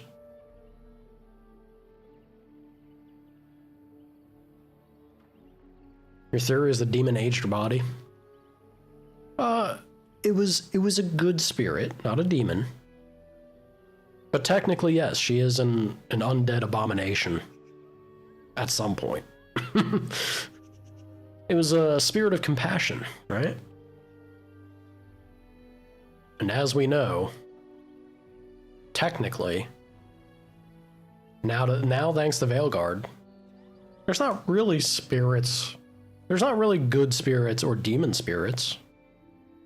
There's only a spirit that fixates on a single facet of a thing because that's what they are, I guess. And that's what elves are, and by extension, what all things are. Veilguard. Why? Talk about committing seppuku. Narratively disgusting. Alright, let's get back on track here. They have, and it's annoying. I have a job to do. A little too whiny for Bloodtusa. They've been a bit suspicious. I would be the same in their place. They have just been attacked, after all. It is not our intention to insult Fair. the Warden. We are simply wrapped up in the plight of our hunters. It is easy to forget simple niceties at such a time. I understand you will search for the wolves in the Brazilian forest. I would join you, but Zathrian has forbidden me. This may be, sorry, not sorry, if you feel this way. But anybody that, if you're in the camp of people that wanted to insult the way that Ciri looked in the Witcher 4 trailer, you are an idiot. Plain and simple. You do not understand the way that somebody realistically ages in the course of existence. If you have an issue with the way that Ciri looks, I truly feel like you do not have a very basic level of maturity necessary to play an M-rated game. So do yourself a favor, go touch grass, maybe go for a walkabout, live life a little bit. But truly, I don't normally feel it's necessary to insult or berate people for feeling a certain kind of way about a thing. But that's one of those things that I think is just the dumbest take I've ever heard. I couldn't believe the amount of people on the internet that were like, oh my god, she looks terrible. Absolutely idiot. Like, just the most idiotic thing. Truly, it is. What is it? Is it purely a matter of sex appeal? She doesn't look sexy enough for you? My god, man. Never mind the fact that she's pretty consistently showing to, you know, not be interested in men as well. But they're cool with that. Just make her eye candy, I guess. Fucking hell. Yeah, I agree.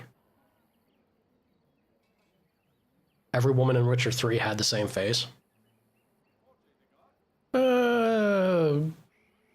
They certainly lean to a similar aesthetic, yeah.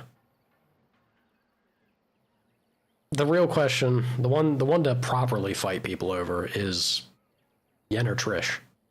Which one is it at the end of the day for Geralt? There's only one right answer, and it's this is the one that truly causes fights.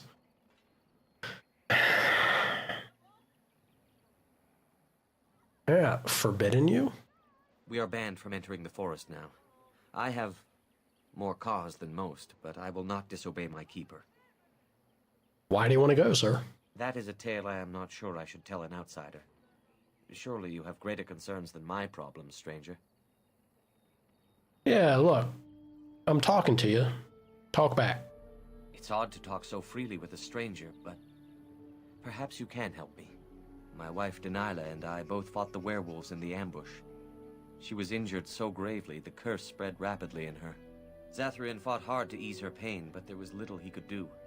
And though he says that Delilah is dead, he will not let me see her body. I am beginning to believe she became a werewolf, and that it is being kept from me so I do not go the one you chasing picked.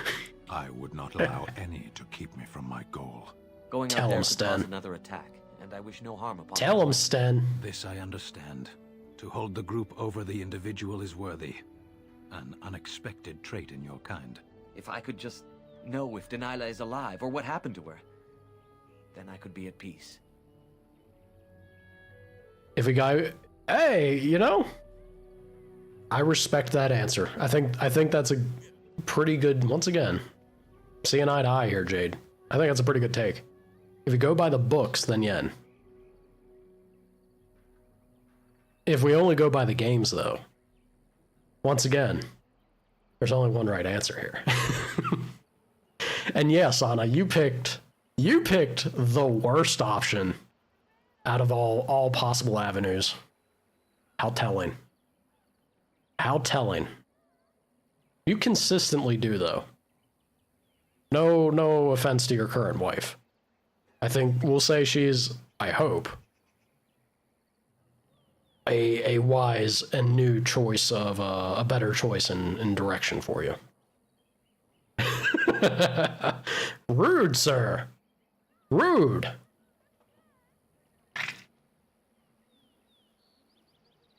Damn. My man just can't ever handle the truth. Perhaps I could convince the Therian to tell the truth? Let's not bark up that tree. Yeah, look. I can keep an eye out when I'm in the forest. I have an amulet made by our craftsman. It's not much, but I would be happy to give it to you in return for any news. This is when you, like, go for a 10-minute walk in the woods, come back and be like, hey, man, she's dead. She's super dead. I'll take that amulet now. Hone, god of the craft. Yun, we dedicate all our crafts to Yun. For it is he who taught the people to bend the branches of the trees, to make our bows, and to fashion coverings of furs and ironbark. Without Yun, would we have the Aravel or the harnesses for our Hala? When the people were young, we wandered the forest without purpose. We drank from streams and ate the berries and nuts that we could find. We did not hunt, for we had no bows. We wore nothing, for we had no knowledge of spinning or needlecraft. We shivered in the cold nights and went hungry through the winters, when all the world was covered in ice and snow. Then Selays the Hearthkeeper came and gave us fire and taught us how to feed it with wood. Yun taught us to fashion bows and arrows and knives so that we could hunt. We learned to cook the flesh of the creatures we hunted over Selays' fire, and we learned to clothe ourselves in their furs and skins, and the people were no longer cold and hungry.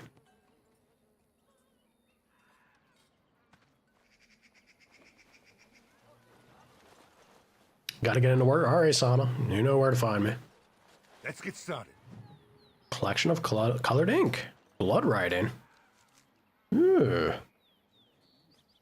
You missed his wife? Found the Hermit, though. Surprisingly, for a game this age, I've had moments already with this playthrough. Surprisingly, with a game with this age and the field of area that you work with in it, deceptively easy to miss certain things. In certain areas.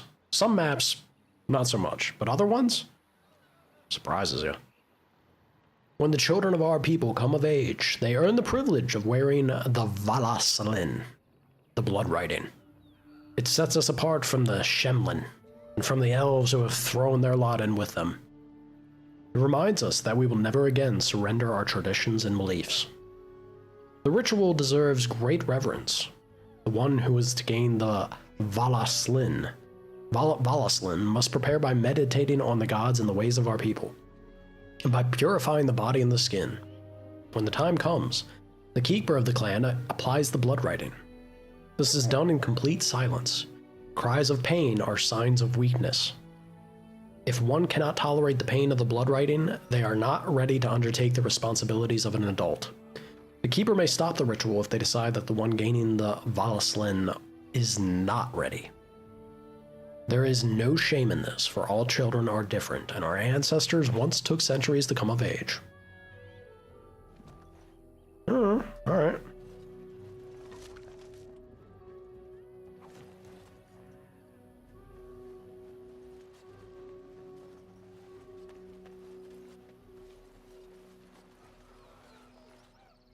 If I had Barktusa with us. I'm sorry, but I must attend to our ailing fallen. Howdy, Cameron.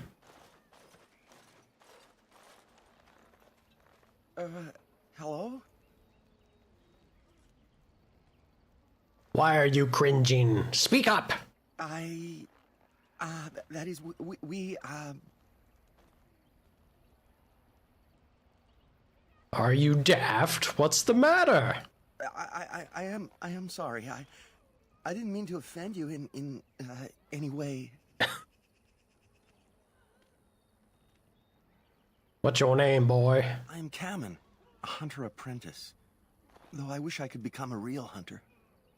Why can't you? I shouldn't be talking about this to an outsider. You wouldn't understand.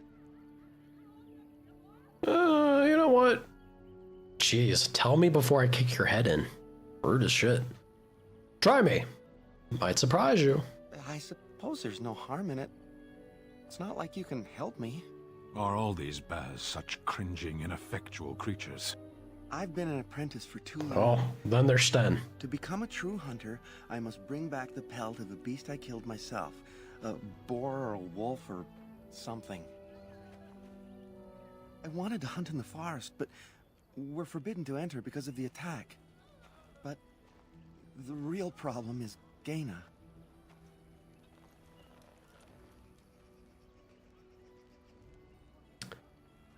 Girl problems, I see. Huh? Huh? She's my heart's desire. Oh. I have asked her to marry, but she cruelly refuses it. Gotta try that one at the bar. An apprentice, she says, and calls Baby me girl, child. you're my heart's I'm not a desire. child. Let me buy If I you a was drink. hunter, I could prove it, but I cannot hunt, and Gaina will never bond with me. I feel so. Is that what you kids are calling it? Bond with you? I shouldn't have brought it up. Just leave me to my misery. Goodbye then. Just, all right. I'm out. There must be some way to solve your problem. Are we really sinking ourselves to this level? I haven't thought about this. There's nothing I can do. Perhaps I could talk to her for you. Have you have you tried wooing Gaina? Wooing? I don't understand. Romance her, show her you love her. Not to be too blunt, but have you bedded her? Jesus. Oh my god. How do you go? I think our character may not understand wooing at that point. If this is the divide between wooing and what you actually mean, those, my friend, are two separate things as well. Have you tried giving her a gift? A gift? No, that wouldn't be appropriate. Not before we're married. We must be married before I can hold hands. Are you kidding me? Well, yeah, have you showed her that you're interested? I've serenaded her, and we've talked many times under the moon. Oh, God. But that doesn't matter if I'm still an apprentice. Not to her.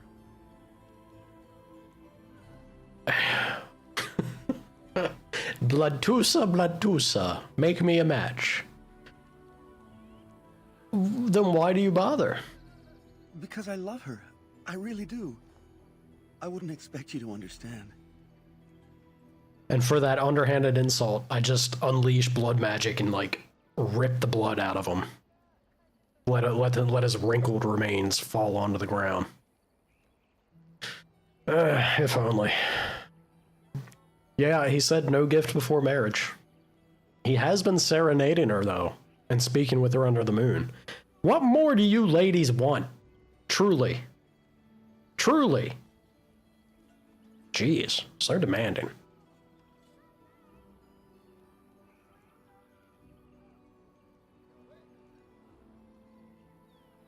Jade, you speak... Are you telling me you speak Elven?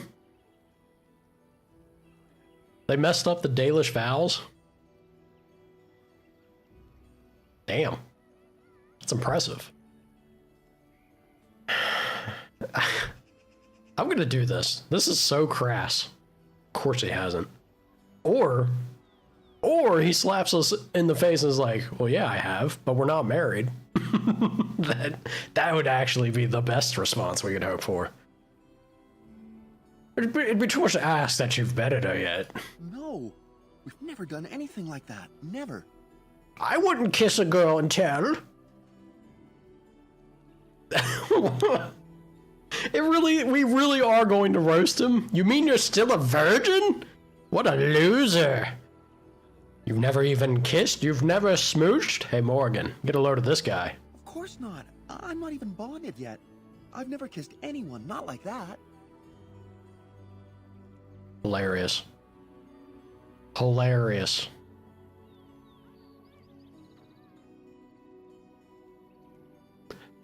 People translated the dictionary. Did not match the subs. I mean, look.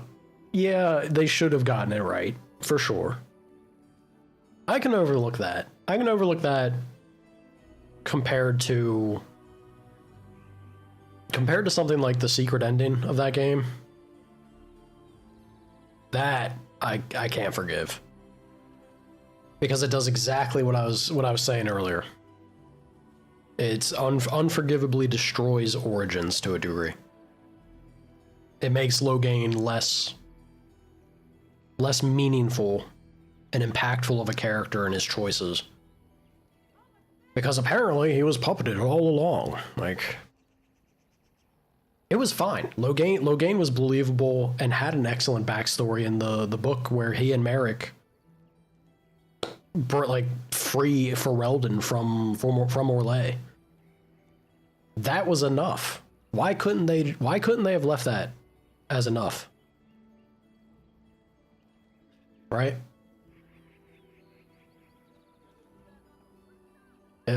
That's the game. That's Veilguard's biggest sin. Truly.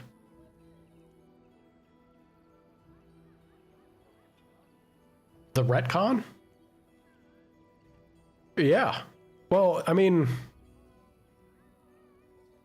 I guess technically it's not technically a retcon, right? It's supposed to be this big, like, hey, surprise, we got you moment with the writing. But all it does is it adds nothing and it destroys what was already good. It's terrible. Yeah, fine, kid. Let me think of something else.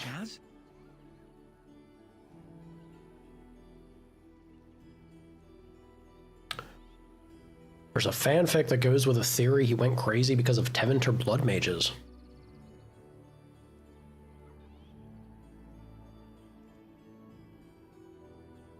I'd be happier with that. I'd be happier with that than what we got.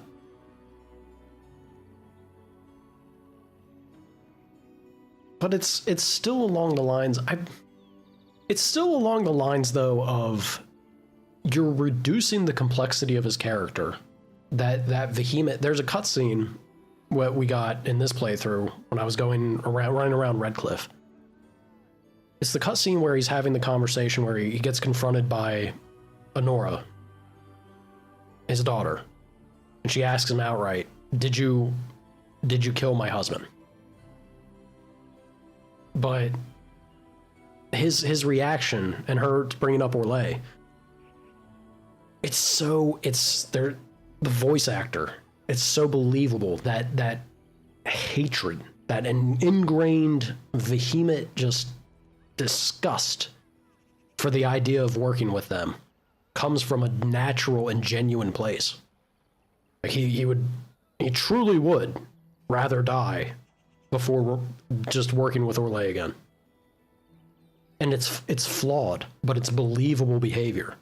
It's human. That's the good stuff. Those are the best moments in video game writing. The Last of Us Part 2, same thing. What made Part 1 so good? A very flawed human choice and decision. What made Part 2 poop?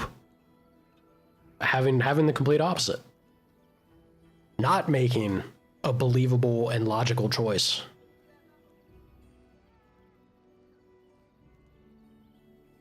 I don't know. It's tirades and going down different rabbit holes and paths. But we've been playing a handful of games in the past few months, and man, I feel some kind of way about them all. Truly do. The Tevinter mages. This is another thing too. I think we could have had something so cool and fun with the Tevinter mages about. And the Black City. And archdemons. There was so much setup. And it feels like Veilguard just squandered and crushed that. Yes, Tim Curry is in this game, which is nuts. Absolutely nuts.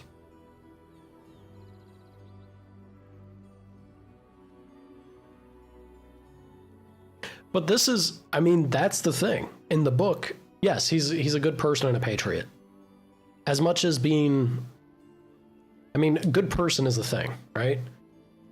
He can still come across as he's trying to do his damnedest and his best to be that good person, but patriotism slightly tinting or tinging his choice making in a way that kind of flaws him in a human way, because one is outweighing the other. Which happens when you have this behavior and this personality that you worked and brought a country into being through those efforts, can potentially start to skew or weigh upon your decision making moving forward. That's good writing. That's believable. And then the acting crazy in Origins could just be him sliding down a slippery slope, right? I think there is he is kind of crazy, but I'd still argue that it's pretty much in a believable place. It's coming from a believable place, is the big thing, in my opinion. But yeah, that's the thing with Hal. That's why I could never justify in my mind bringing him on as a warden. It's because of what he does with Hal. Which is the person that Tim Curry plays, I believe. Human Noble's best origin, because not only do you get a Mabari Hound that's part of your family, clearly makes it the best, but that exchange, the way that it shapes the interaction with Logain and Hal, and you and Hal is, and then awakening Hal's kid.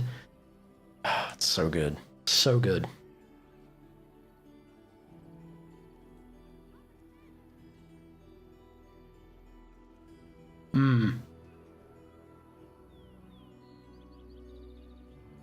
Oh, Larian Studios killed it with Baldur's Gate 3. In many, many, many ways. Why not go into the forest anyway? Let me talk to her. I suppose you could, but what good would that do? The situation hasn't changed. I'm not gonna bring you a pelt. You didn't earn it. That's not gonna be enough, kid. This is true. I can be pretty persuasive. Really? I'm willing to try anything.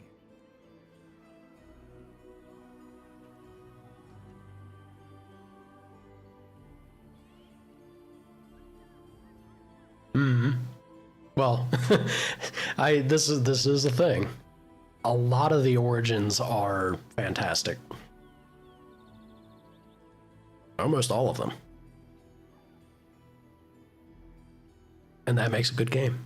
that makes this game even better. Or Legions wouldn't have left Ferelden after being invited.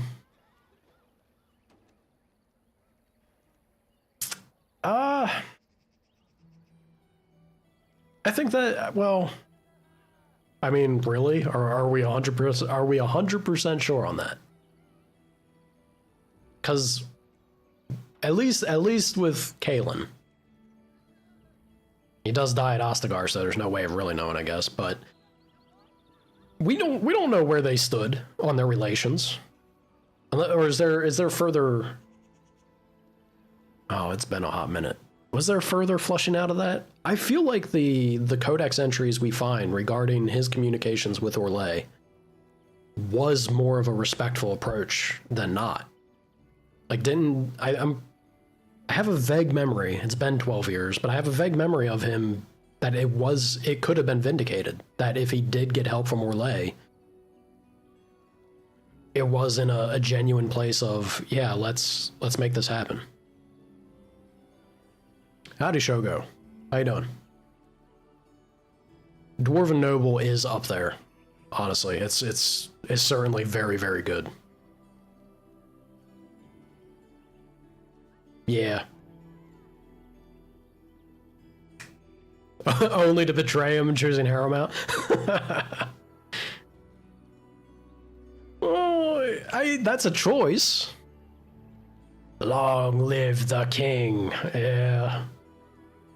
That's so good. That's what makes this game so wonderful, man. So many special big moments that you can have on your origin payoffs.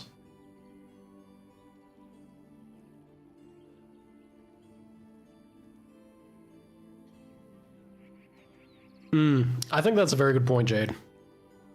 I think, you know, I don't think I've ever actually done I've done have I? Oh god. Maybe I haven't done a female character. I wonder what the impact of playing a female character through the various origins would be. How it translates feeling wise. Because I think you have a very good point on that. That in particular, Dwarven Noble may feel a bit funky. Or do they glaze over it? They glaze over it and treat it as, well, then you just become the queen. No? I think if they doubled down and said that it wasn't a possibility, that's more interesting, frankly. Kinda, maybe crappier for being a female player, but I'd respect it for sticking to a lore incentive and changing the dynamic there. Because then also what if you do decide, I think that creates a cool play, like that creates a cool space for you as a player to make a decision. Because then you, as if you're playing a female, right? A female dwarf noble, wouldn't you already be predisposed to saying, yeah, the old ways suck. I want to rule now.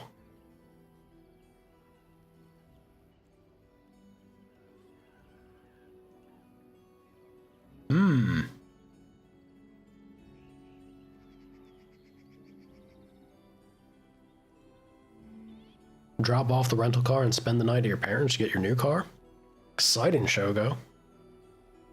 Exciting stuff.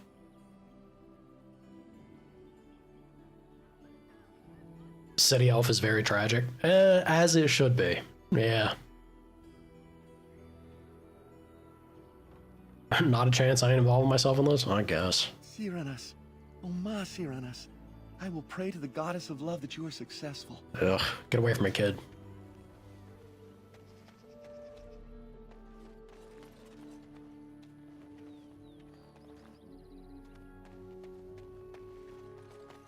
Circle Mage humans related to Hawk?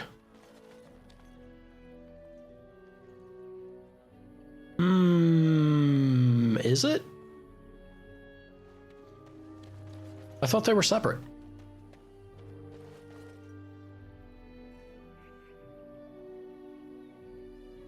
Cousin of Hawk? Oh. Oh, I never put that together. That's pretty wild. Nuts. Lady. Andaran Atishan, outsider. Cameron mentioned you. You spoke to him? What did he say? He said you kissed before marriage. Hey, you... he said that you were cruel and that he hates you. Do we immediately break a little girl's heart? Oh, God. Said that if he was lucky, he would bed you soon? Jesus. I love how 2 out of 3 of the choices are fuck them kids. that's your, this is the game.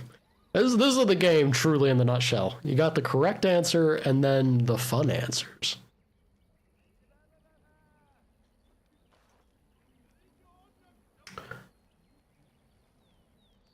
Oh God, it's been so many years. There's no chance that I didn't have that situation for that exchange or that interaction to happen. It's just been too many years that I think I've actually forgotten it. That's pretty wild. Pretty wild. Welcome back, Sana.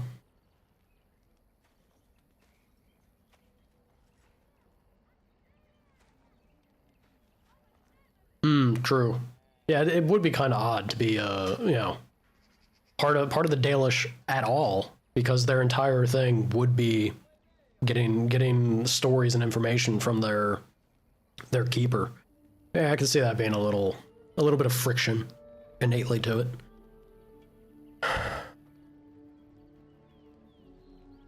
You're thinking of Meryl? I honestly, yeah, I think that may be my pick. Who's this fat cow? Holy shit. Yeah.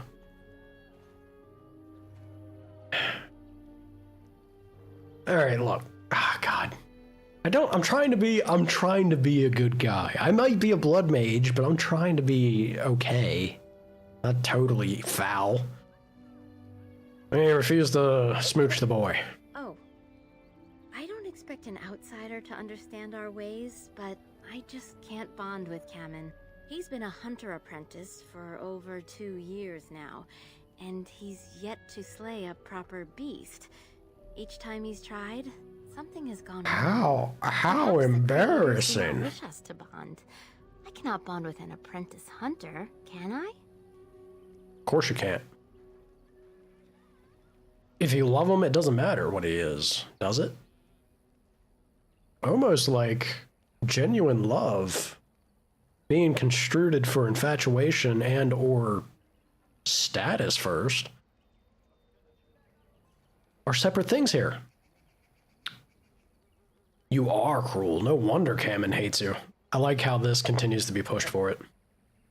Of course not. He's not good enough for you. No, I don't suppose you could. These interactions are so ridiculous. You never actually played a Dragon Age? You gotta, if you can get into it, Dragon Age Origins, hell, I'll even say 2. 2's weak. It's one of the weaker ones, admittedly. It ain't no Veilguard. And Inquisition's a little over padded. It's got too much fluff to it, but still a very solid experience. I could definitely recommend the first 3. Don't touch Veilguard. Avoid Veilguard like the plague.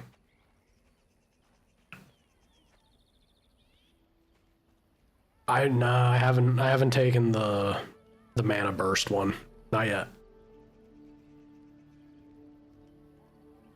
I got a splinter while casting. Maybe. Definitely not Blood Mage.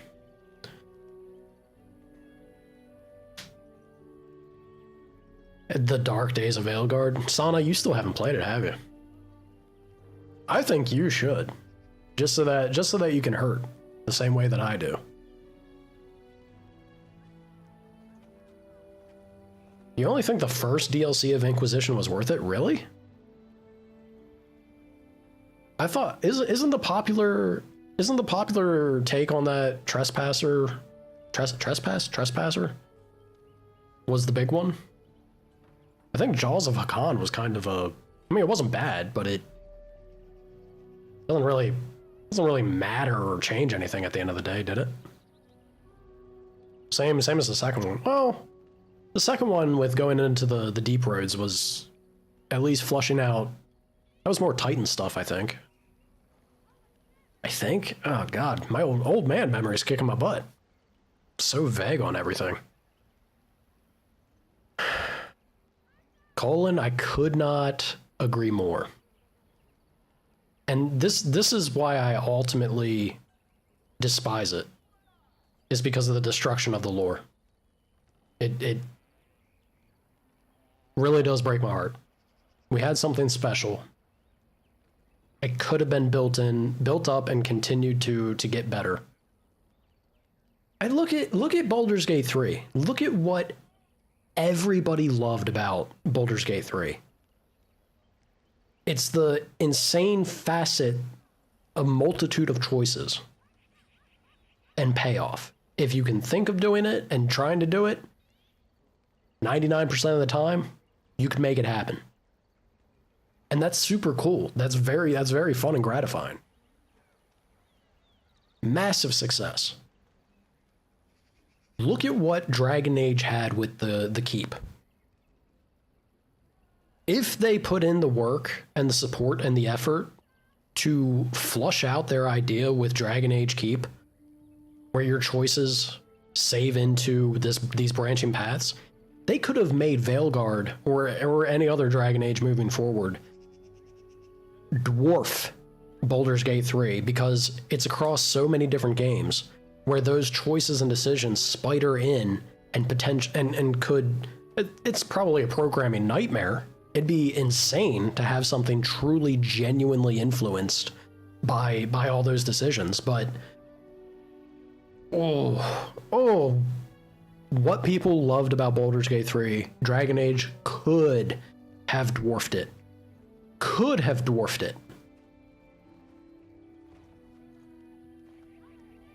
And that's a wild thought. We could dream. We could only dream of like what if, right? It's sad. It's sad to have the golden goose sitting right there, and out of all publishers, EA, to squander it. Heartbreaking.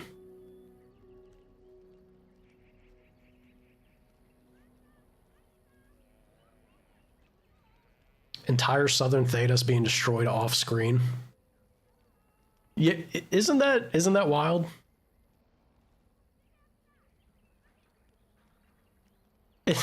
We have such important, key, strong events brushed off in that game in favor of babysitting supposedly the greatest people of their field in existence. Trying to solve basic functioning, not professional enough to compartmentalize personal issues and see a job done, but babysitting them and holding their hand to make fake decisions about whether they should do choice A or choice B. I hate it. I hate it.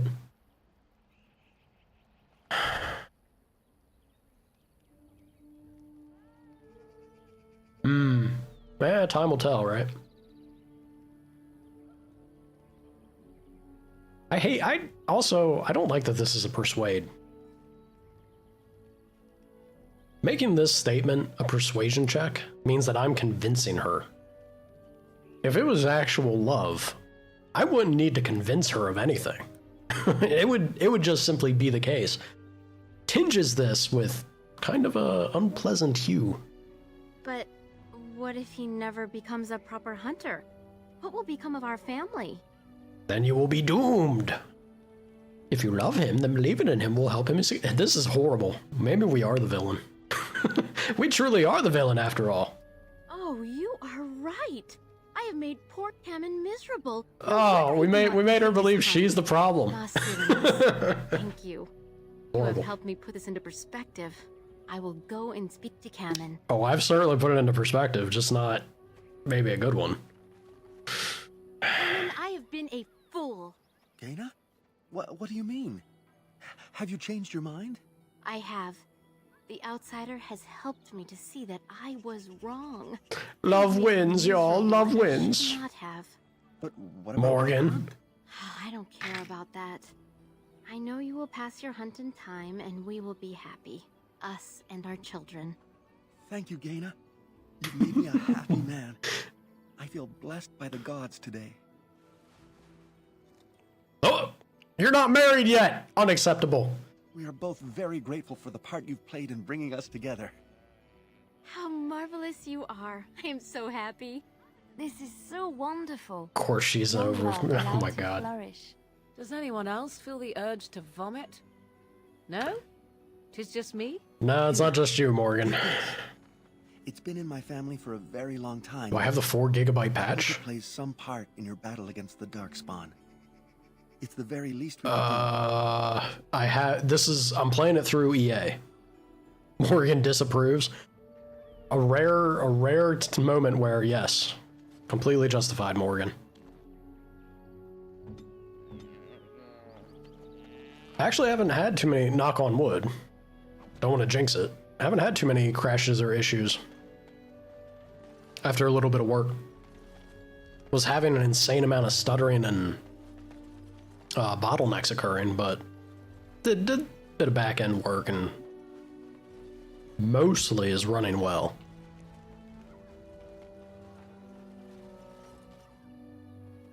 Please leave that be. If you have need of equipment, I am sure Master Verathorn can help you. Damn, lady. He said that I could. I love how he's standing right next to us. That guy over there said I could have what's inside. Please do not lie to me. I find it Ooh, most ooh, calling my bullshit. Fair.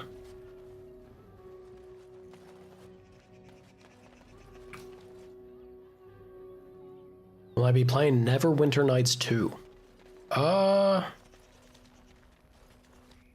Maybe?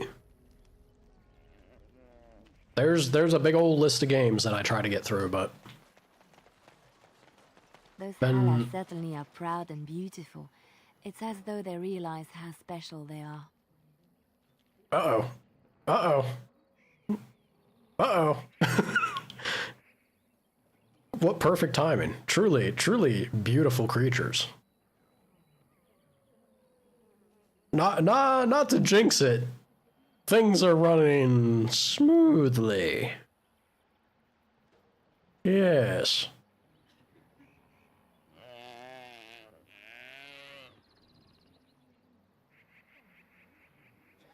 All right.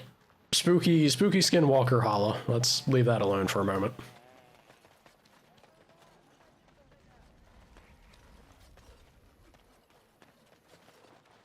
Same issues on EA with data leakage. Yeah, the memory, I think it's just because it was made for Windows, I don't know, what, Windows 8 or some nonsense back in the day.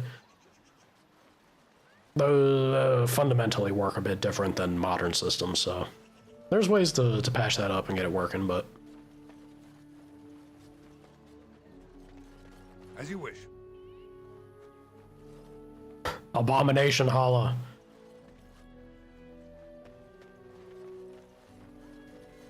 Yeah, occasional texture hiccups are fine. It's not gonna break nothing. Hopefully. Assuming it ain't gonna crash.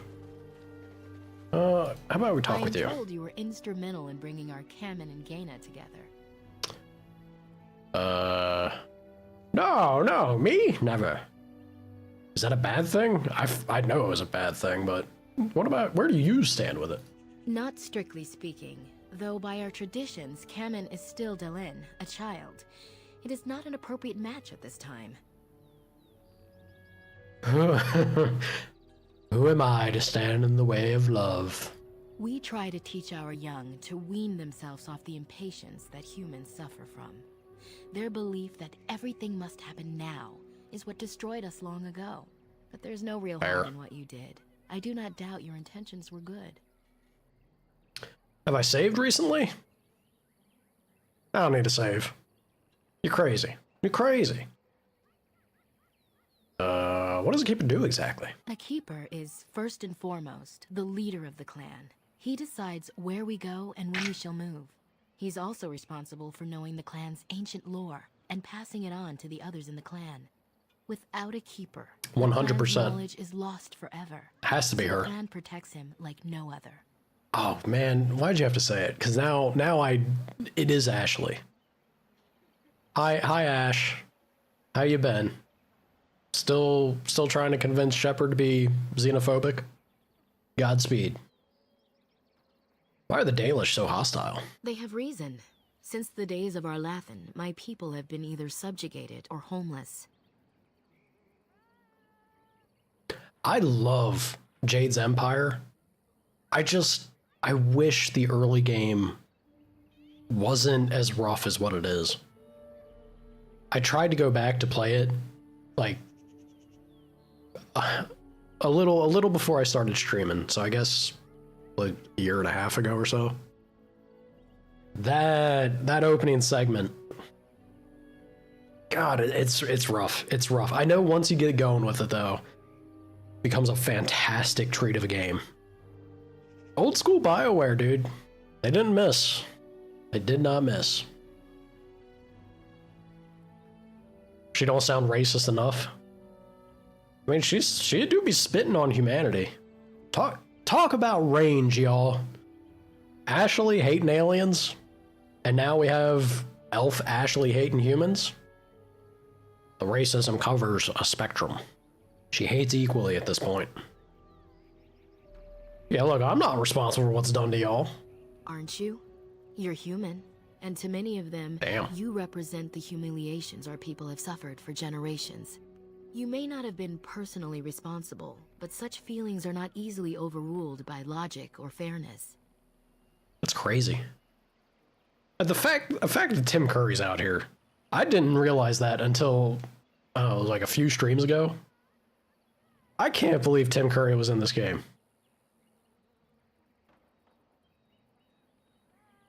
It's amazing. I wouldn't act like them. I would change things.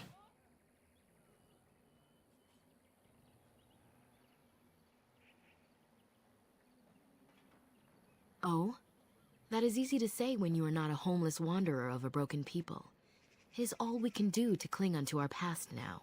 Perhaps this may change one day, but I believe the humans would have to take the first steps, if they are capable. What's Orlathan? Orlathan was beautiful. Very, I mean, kind of a poor choice for the first zone in Veilguard, because it was so bright and everything. Would have been nice if they started off in a different area. Orlathan was beautiful in Veilguard. It was our ancestral home, long ago when the humans first came to these lands. We were free then, and immortal. We did not know how to deal with the humans, and in the end, they turned their power That's right, against us Sana. and destroyed Orlathan. Our ancestors were enslaved, and our culture lost forever. That's, of course. I mean, Meryl gets it. We can make a change with blood magic. Who does he voice? I believe he voices, Hal. The Loghain's lackey noble. The man that kills the human noble origin start. Yeah.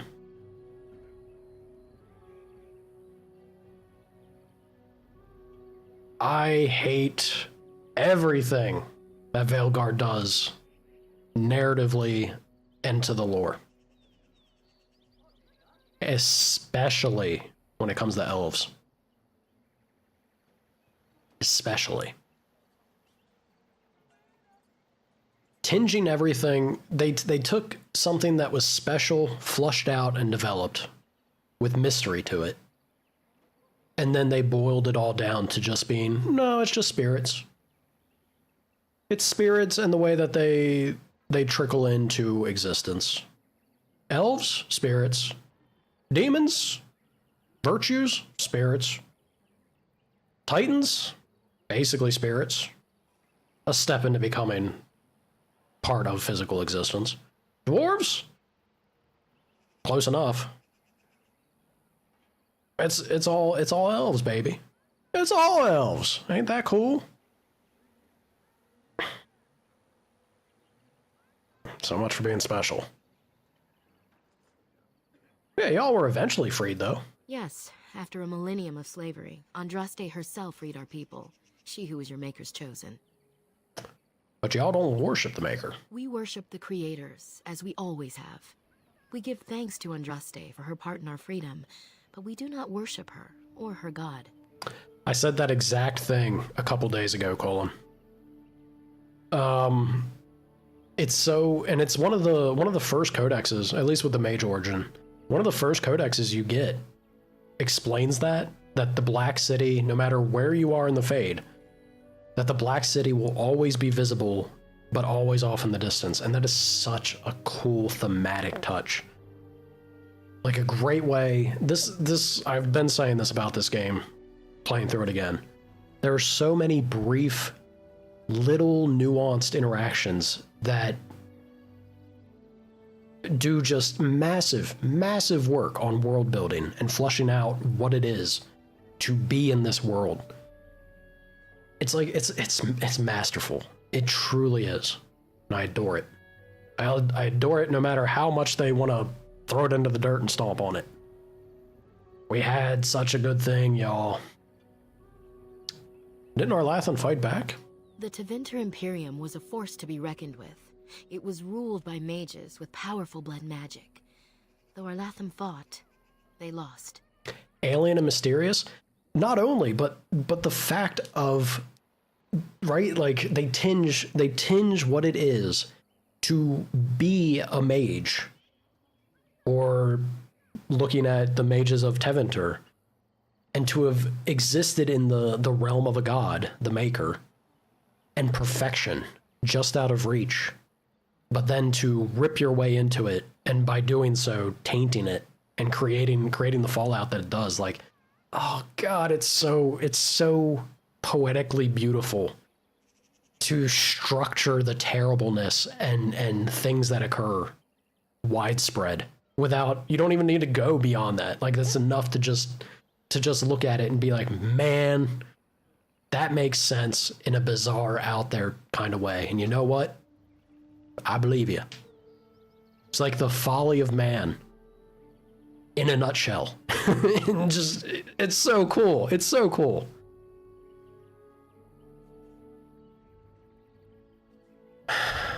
Dwarves are all titans. Yes. And then elves are also titans, in a way, which makes dwarves and elves related, because it's through titans that they make their physical manifestation for the spirit to embody and inhabit and have a place in existence, is what Veilguard explains to us. Say everything's all put together and is actually just spirits from the Fade. Which really undermines the Maker and Andraste. Like, I guess then Andraste is also elf. And human. So what's the deal with humans? Where did we actually genuinely come into the picture after Veilguard? I don't know, man. It's so dumb. It's so dumb that that's what they decided to do. It's all just elves, baby. We're all elves. You're an elf. I'm an elf. Elves. Yes. Also, not just the opening scene. I mean, yes, 100%. But the early cinematic in Ostagar. Oh man, that screams some Lord of the Rings action right there, don't it? So amazing. It was so amazing. And then Duncan going off on that ogre. Remember when ogres were spooky? Not some gangly weird boys from Veilguard. Can you be a Keebler elf? You're always a Keebler elf in my heart, Hawk. If you all had to be an... Oh, that's kind of a wild take. If you had to be an elf, you'd want to be a Keebler elf, really? I guess it's better than Santa's elves. That man makes you work like a dog.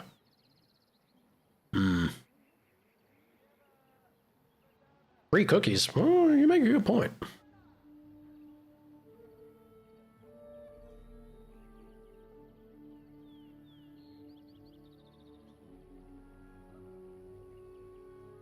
They planned the executors all along.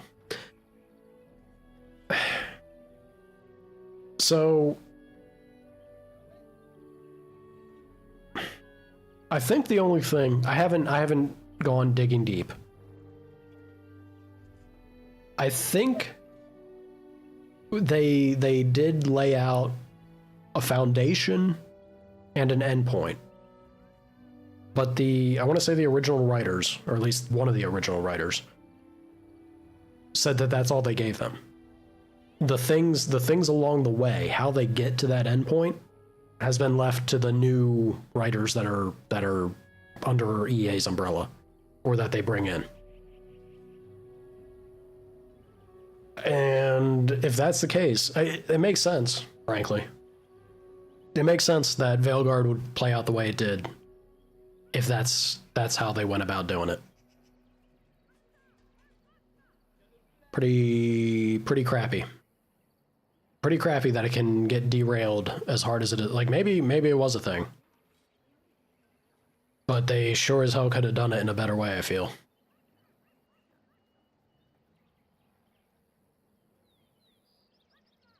That's what I feel as well. I think it's... Even... I'll give them the benefit of the doubt, and I'll say that, yeah, they were intended. But did they implement and execute it in a good way? Hell no. Hell no, they did not. They did it in a way that what they were going for fell flat, like everything else in that game. And just was a disservice to everything that came before. Hated it. Hated it.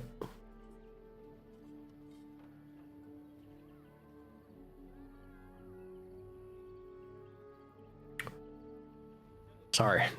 Again, I should be playing while yapping, but y'all got me in my head. I love Dragon Age, I do. Elves were immortal then? They died, but not of an aged body as other races do. Not until the humans came. According to the legends, we do be ruining association everything, with don't we? humans caused us to quicken. Our blood sped, and we began to age. So we avoided them naturally. And then we were enslaved by them for 1,000 years. And in so doing, we all were quickened permanently and our immortality destroyed. Or so the old tales say. I love that. I love that jump there. We naturally avoided y'all because we found getting around you kind of killed us. And then we were enslaved. Whoa. I feel like went from 0 to 100 real quick. Lathans still exist? Not to my knowledge. According to the old tales, the human mages sank our Lathan into the ground, crushing it beneath the rock.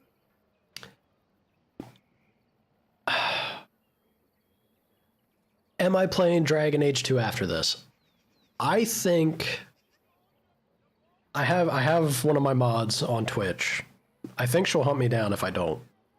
So yeah, I think I'm gonna jump on Dragon Age 2 after this.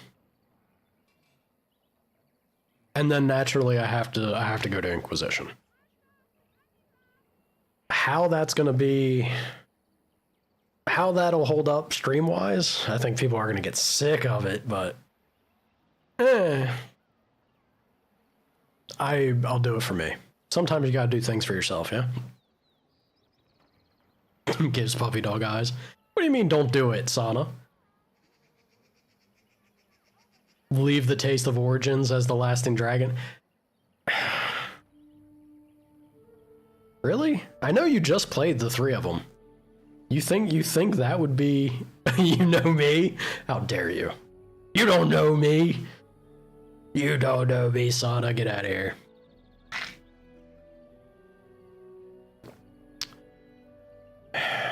You lost a war, you wouldn't be the first. Yeah, guess how people who lose wars feel towards the victors.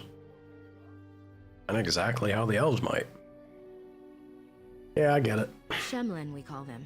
Quick children. I suppose it takes a certain arrogance to look upon another people as children, no? Perhaps we should be more heedful of our own role in our Lathan's loss. Even so, it was a bitter lesson to learn. One we are not grateful for. I would be hating on Dragon Age 2 the entire time. I don't entirely agree with that. I don't think I would. I like to call out a game when there are things to call out. I don't think Dragon Age 2 is 100%. Like, look, I was defending Veilguard for a good, what, 60 to 70% of the game? Because the initial opening, the initial segment of Veilguard was fine. There was something there praiseworthy, but then you need a payoff. You need a payoff because that's what all these companionships, that's what interacting with your party and spending time together should lead to, is meaningful events and exchanges, as well as big story, lore development, and events happening overall. And we didn't get a single one of those things in Veilguard, and that's why the last stretch left a horrible taste in my mouth and really felt like the death of a franchise for me. So Dragon Age 2 is definitely not going to disappoint me the same way that Veilguard did. Are there going to be things that I consider rough or unpleasant with Dragon Age 2? Absolutely. It's not a perfect game. I think the biggest thing for Dragon Age 2 that sets it back is just they were very ambitious. I think they did. I remember clearly seeing a dev interview about Dragon Age 2. You could tell how much passion the man had for his vision, what he really wanted to do with it, but he wasn't given enough time. He wasn't given enough time to execute it, and he was maybe a little too ambitious for what his team could manage. So yeah, there's going to be glaring issues with it in that regard, but there's certainly some good in that game still. So I think I could do 2 and not be completely miserable. Going through it. Am I... Yes, I am going Morgan romance because Morgan is best girl. How could you go for anyone but Morgan, frankly? DA2 needed more time. Yes, 100% agreed. I do think they were ahead of their time for what they were aiming for. I think they maybe got 30% of their vision executed, if that. You could tell the devs had something in mind. I don't think they managed to get it even halfway, frankly. Still, what we did get isn't horrible. It's flawed, but it's not horrible. It's not Veilguard. 2 and 3 have more moments of things you dislike or emptiness. Sure. Like, I've been voicing it multiple times that Inquisition has a ton of padding. So that'll be... It's padding's okay. It's fine. It's not a complete deal breaker. As long as you don't belittle or diminish the things that are truly important in a game.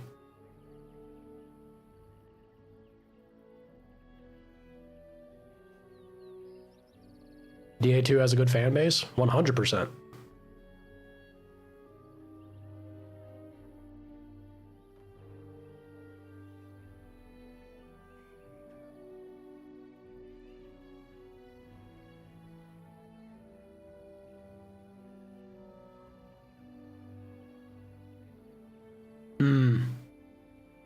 Yeah, the thing with devs arguing over fans, well, I guess it depends.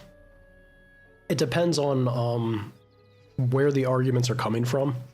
Like what exactly is the thing that they're arguing over?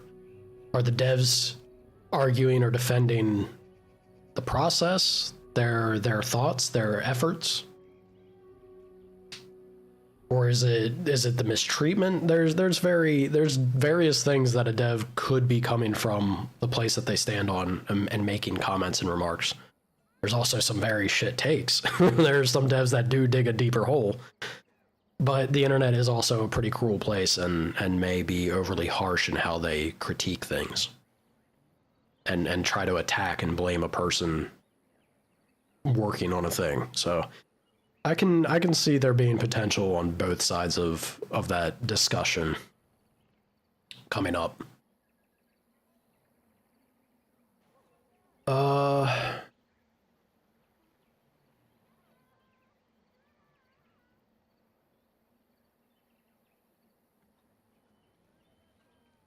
Play 2, let you see your Pirate Queen.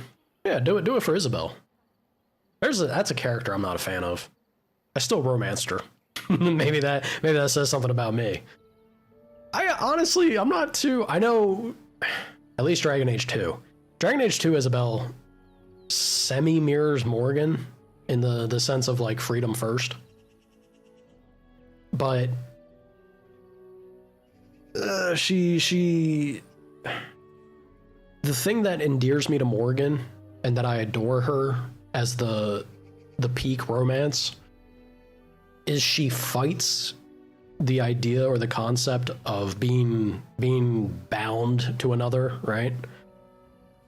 But despite that, there are so many moments where she cracks and she genuinely shows that affection and is like, ah, oh, damn it, I do love you.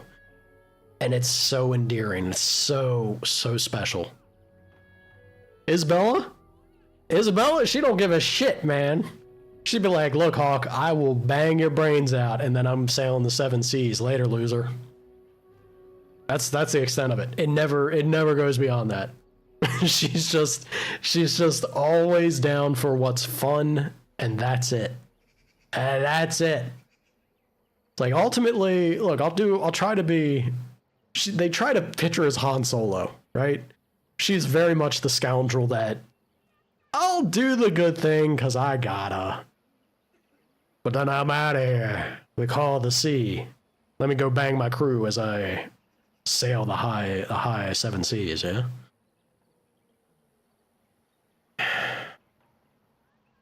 Stole the book and left you having to fight the air shock? Yeah. Yeah, that'd be Isabella.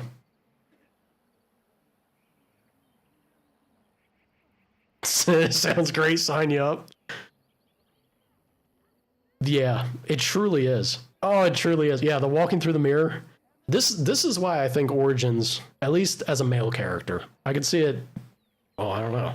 Maybe I don't know if Morgan be into the lady ship or not, but this is why I think Origins has truly the pinnacle of an ending. If you do the romance Morgan path, going through the mirror with her. What an incredible send-off, man. What an insane ending to the journey. Just truly, truly phenomenal from point A all the way to that end point. Oh, God. Oh, God. The definition of Kino, baby. Absolute cinema, right? 100. 100%. Zevran is the same. Oh, that's... that's so cute. I didn't know that about Zev. That's very endearing. That's very endearing from him. He very much screams a character that would be pretty flippant, right? Because of his pretty unfortunate childhood slavery and then being raised for murder. I love to hear that. But then he gets smitten with you, gives you little pet presents. That's cute. That's cute. Sana, I don't know how many times I gotta say it, Chief. I love you, dude. I would die for you in a heartbeat. You're my brother. But my God, you have shit tastes. You didn't walk through the mirror. Absolute buffoon. Talk about genuine connection and romance going over this man's head. You fool. She told you not to. You mean the character who constantly struggles with herself and tries to keep you at arm's distance at all times was telling you don't join me, and you believed her? That she wasn't having a final moment of weakness and fear? And that she really, really was afraid of what it would mean?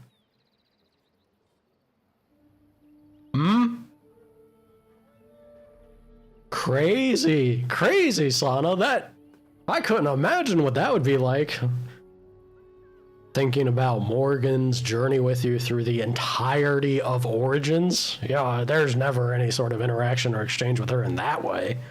You fool! You fool, my friend! Behave, Colin. Or you can stab her. I did an evil playthrough.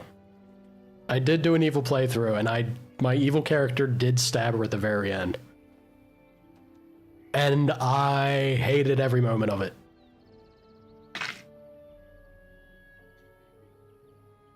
I will never do that again. I can never. It broke my heart. I was committed. I wanted to see it through. Ugh, how could you? How could you ever?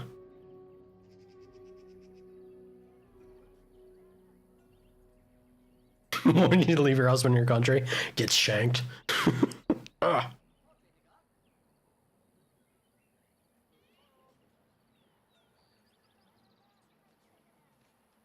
Interesting. She thanks the female warden.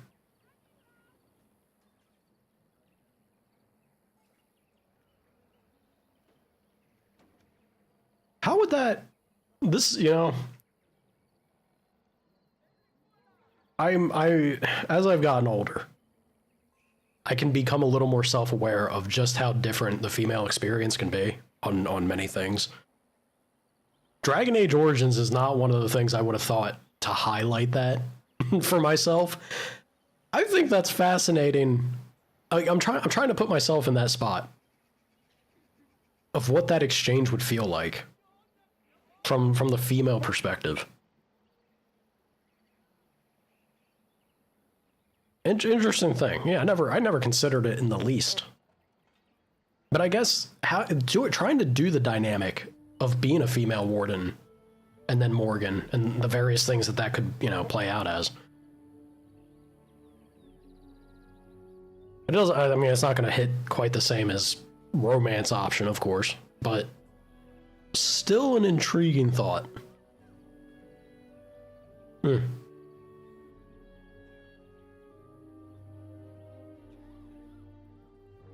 Yeah, and that's the thing. I think that's what kind of fascinates me about it, is because it's still not quite the venture into the future with a person you love, right? But for Morgan who really reflects Flemeth in a large degree as far as like manipulation and controlling people, I think that's still pretty impactful, because having genuine friendship and caring for somebody is still more than you would kind of expect from her, right? I think it's kind of, it's kind of cool.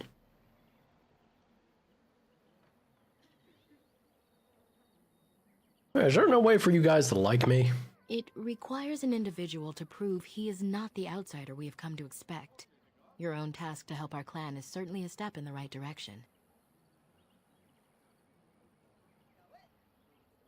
Wasn't it the Dales? That was our second homeland. Mm. Our first was the great city of Arlathan. The Dales came when they were freed from enslavement. Elves everywhere journeyed hundreds and thousands of miles to the Dales, eager to start their lives anew. They called it the Long Walk. They reached the Dales and made it their own. And one day it was taken from us too, and you wonder why we are hostile. Certainly.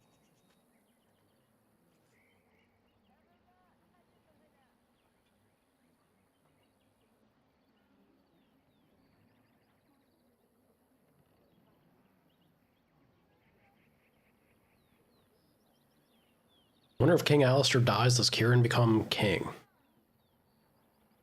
So mage 2, but Alistair is half elf.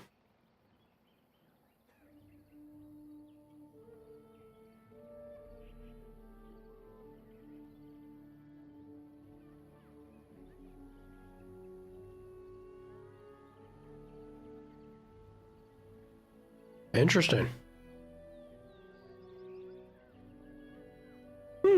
Interesting back and forth things to think about. I think after, I mean, this is the thing though, right? I think after Alistair has the throne though, and if Alistair would die, then it becomes, because the secession, I think it's a fair point. I think the claim could have merit. The whole mage thing throws maybe a wrench into it, but yeah, once Alistair has the throne, then it's a different story.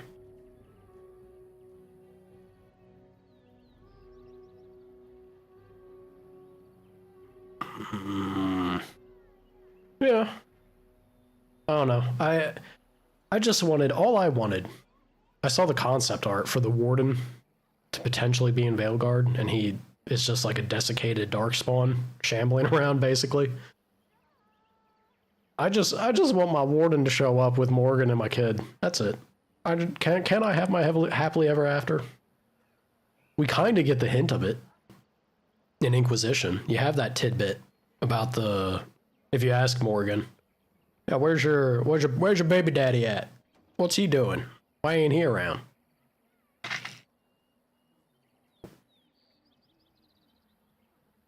I want my happily ever after, damn it. And I gotta settle it for being after we step through that mirror together. And that's okay. I can say they're out there in the great beyond. Living in some bizarre place, never stepping foot onto these mere mortals' lands again.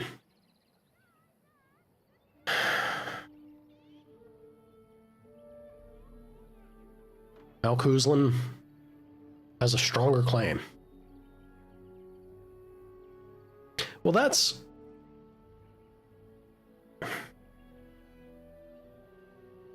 Yeah, but again, I think after Alistair has the throne is the thing. Because we have origins where Alistair can become king.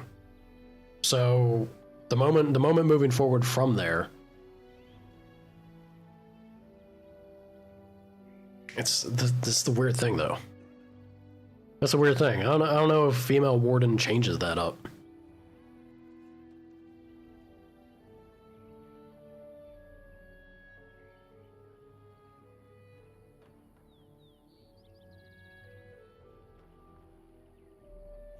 Damn, y'all dropping lore that I'm just clearly I'm not enough of a Dragon Age fan. I don't have the knowledge of these playthroughs and all these interactions. Very interesting to hear. Has me intrigued.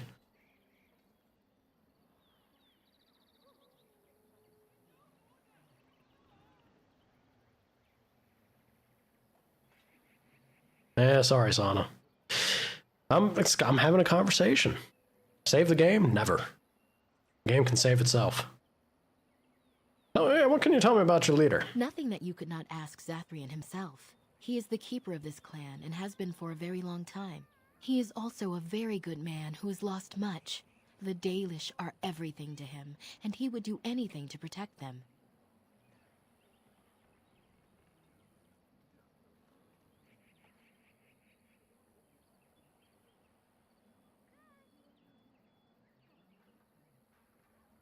I would never. I could never make Loghain a warden. I know I've done it before. I know it's an option.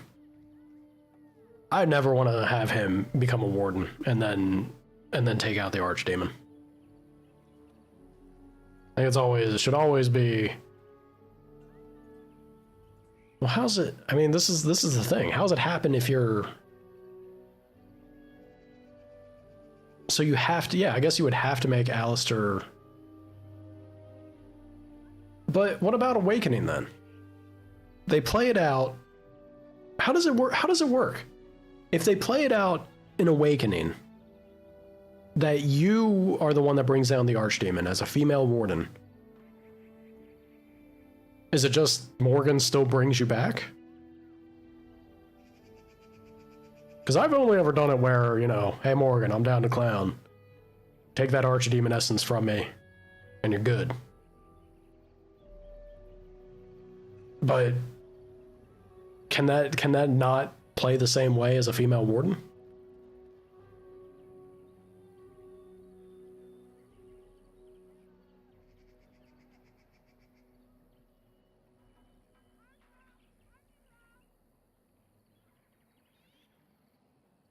That was my understanding too, but I didn't know if that was maybe different for a female warden, if you're able to like twist his arm.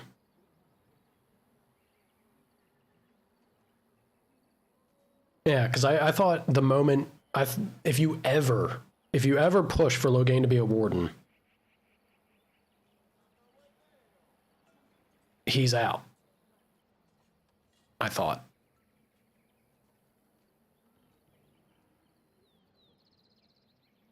If you die at the end of Origins, you play as a new or Legion Grey Warden. No shit. Wow. Interesting. Oh no, maybe I did. Maybe I have done that once. God, it's been so long, y'all. I could have swore it was always your character from Origins. No, I think I have done it once.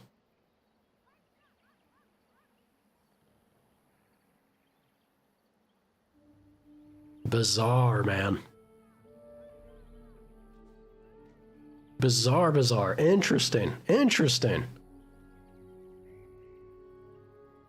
Yeah, certainly more impactful to carry your warden through, I feel, but that's kind of wild to imagine. Awakening's good, but it's pretty nuts to imagine that being an isolated kickoff for a warden who just shows up for more light. He's like, all right, I'm here. Let's see what we get up to.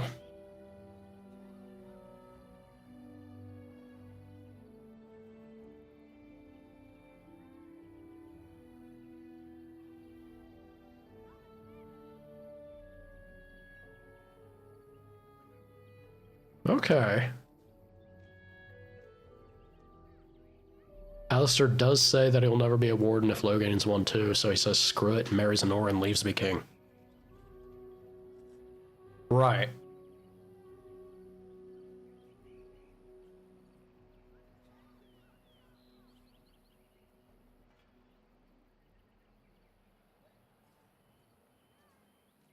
You can still technically import the save and take your dead character into Awakening, but the game doesn't explain how you are alive. I thought...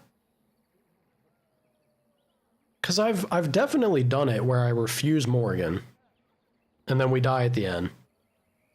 I thought the opening scene with your save into Awakening still shows Morgan doing some kind of ritual. And that's how they play it off as you coming back.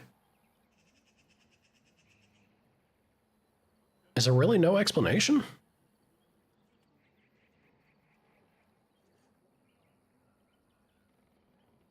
Huh. Dark Chronicles is good. Alistair and Liliana hook up if Warden never joins or dies early. I think Alistair wants anything. Because I think he's still that lonely boy sleeping in a stable.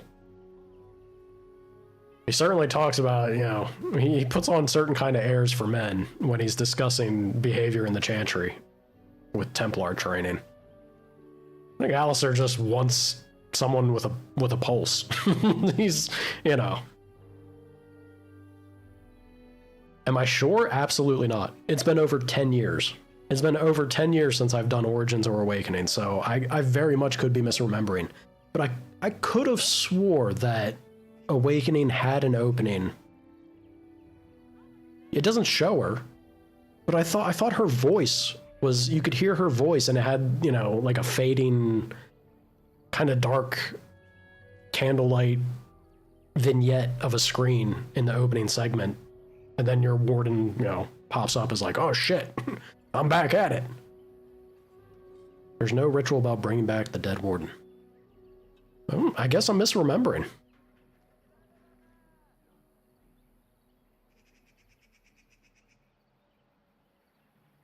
Huh.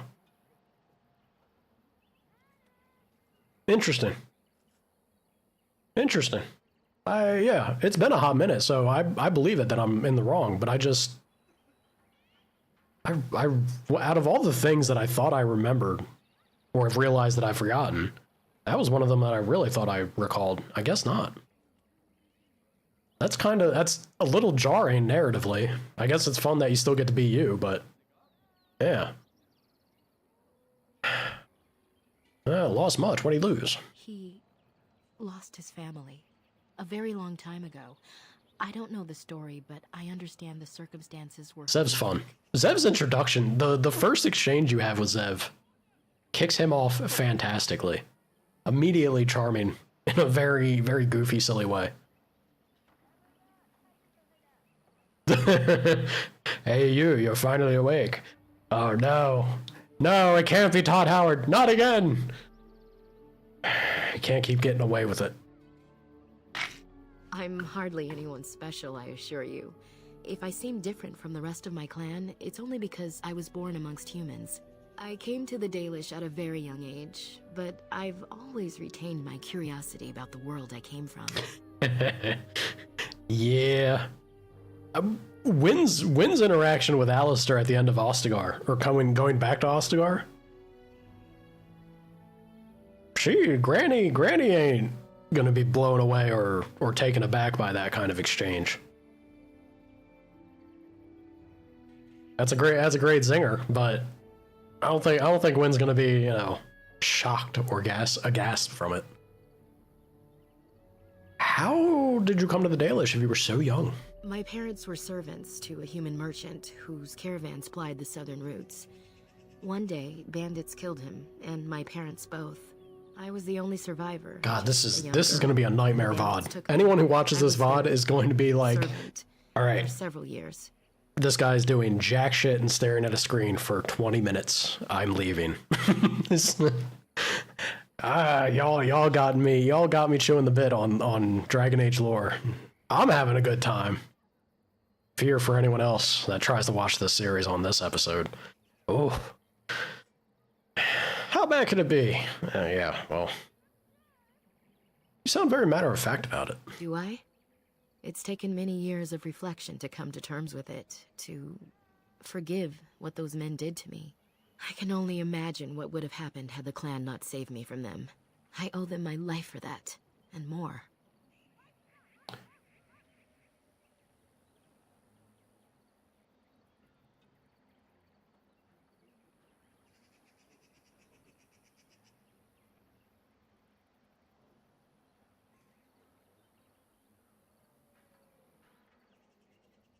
Yeah. But this is part of truly fantastic writing. Is the more intense and the more severe that a trauma is, tends to reflect on adult behavior. A lot of the best characters in this game do come from very messed up beginnings. And I think it's 100% very well done to portray it the way they do with Zephyrin, for example.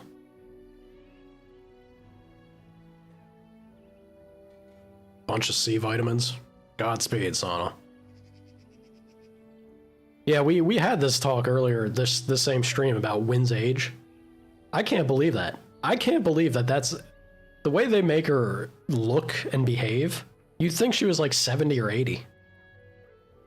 Only 40 something? Insane. The bandits killed a scout when the clan passed near their camp. When the clan absolutely insane and came looking for his killers.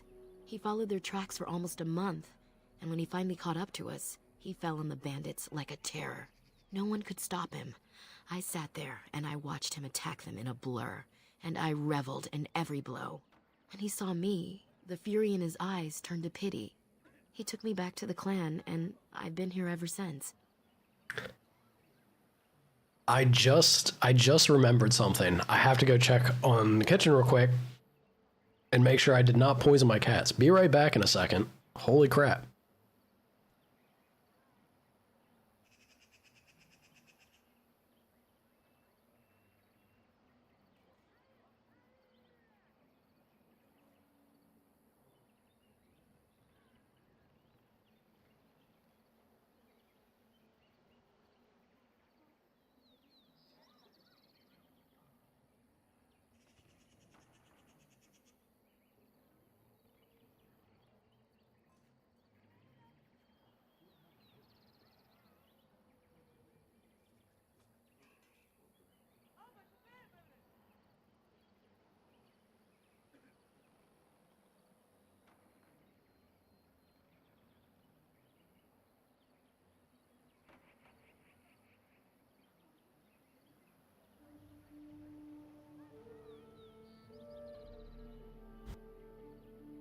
All right. I mean, she's over here sleeping in the bed next to me. Pretty sure the other cat's still chilling on the balcony. It didn't look like they got into the pan. Should be okay. Uh-oh. Might have cat diarrhea in the future, my near future tonight. I'm not looking forward to that if that's the case. Oops. I was just too excited to get over here to the stream with y'all.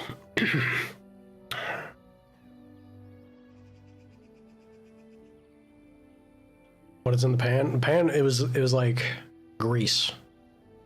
Leftover grease from cooking. That had to cool.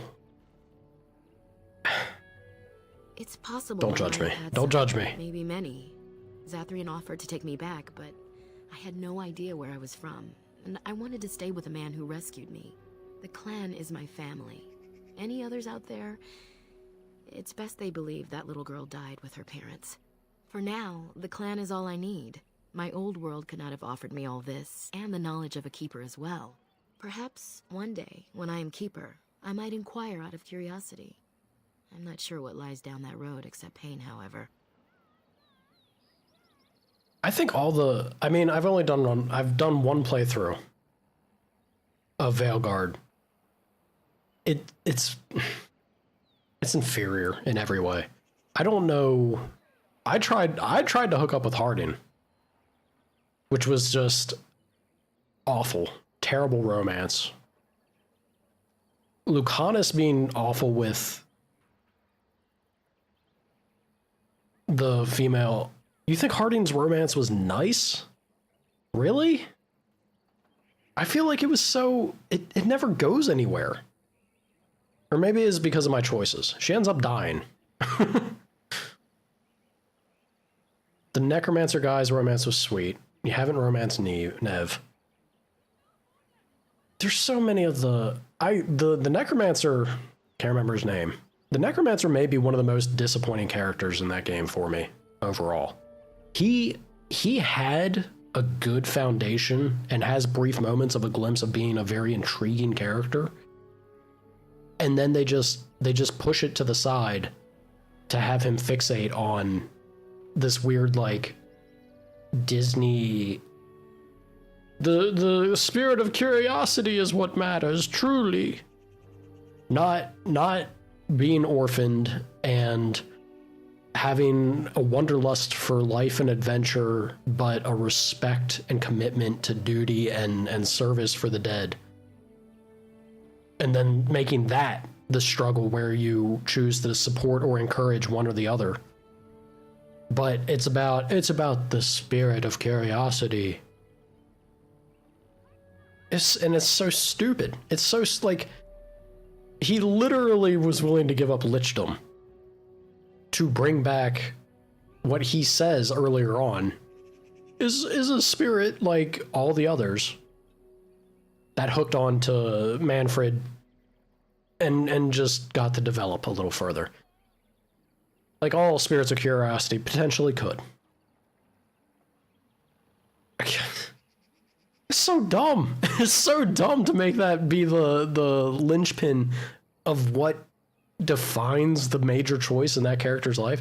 And that's all of them. They all feel like you're babysitting immature, undeveloped, or underdeveloped clowns. There's...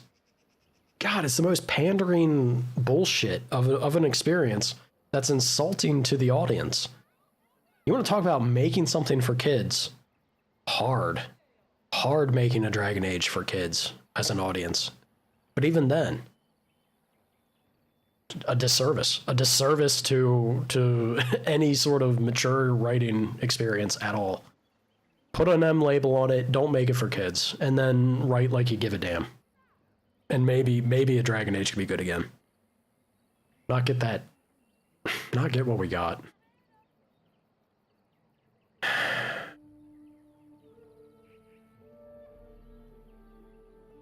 As we're chasing after him. Who do be an Antivan crow, after all? Them and their wily ways. I guess.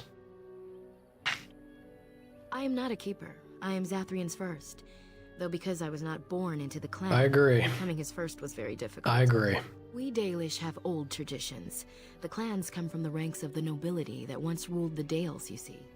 The keepers of those old clans have the strongest and purest blood that reaches back to the days of it's so frustrating because I had to compete against the other it does have so much everything, simply because I was not of the old blood. It has so much of like a foundation. It had potential. This is why I swear the game felt like to me they had a writer that was good and competent. And then the person that took over shit the bed entirely. I've never had that feeling the way, to the extent that I had with Veilguard, of like that I'm holding my breath, waiting for the payoffs. And then when the payoffs start to, or what should have been the payoffs start to happen near the end of the game, it missed every single time and felt so deflating and aggravating and frustrating. Disappointing. Yeah, it seems bizarre to me. You couldn't possibly have made the foundation and then the writer is the same writer who then shits the bed at the end. It couldn't have been the same person. That makes no sense to me. It could not have been.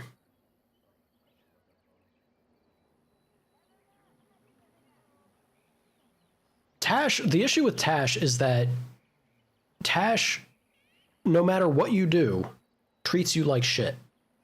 No matter what anyone truly tries to do to help Tash, Tash attacks you for it. Tash hates themselves. Tash hates everyone around them. Tash hates their mother. And no matter how good you do by Tash, Tash is going to just be emotionally violent towards you and lash out. And guess what? I don't care if you're white, pink, purple, or anything in between, or how you feel about yourself. That makes you a piece of shit. that makes you terrible to be around or deal with. It has nothing to do with your identifying as a thing.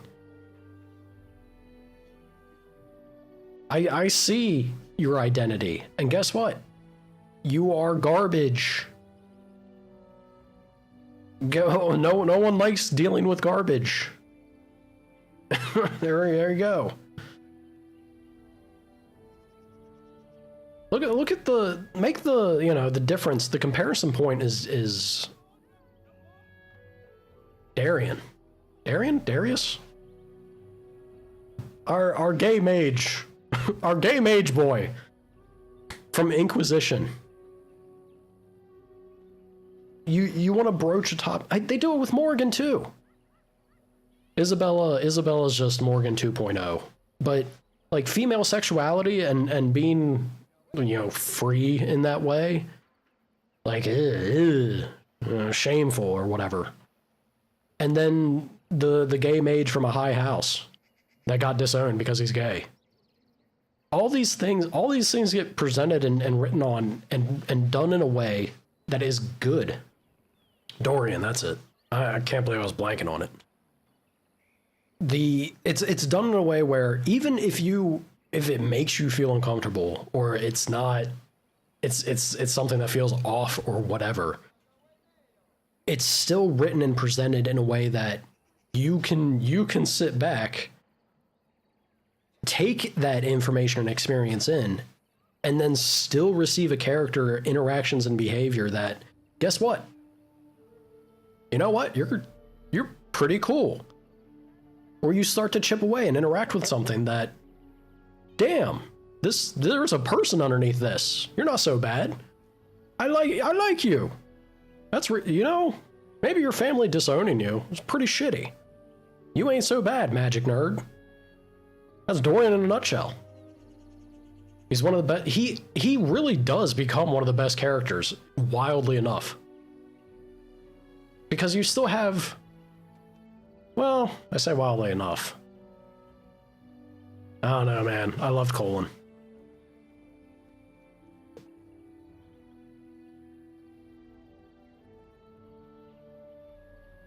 Yeah, he really was.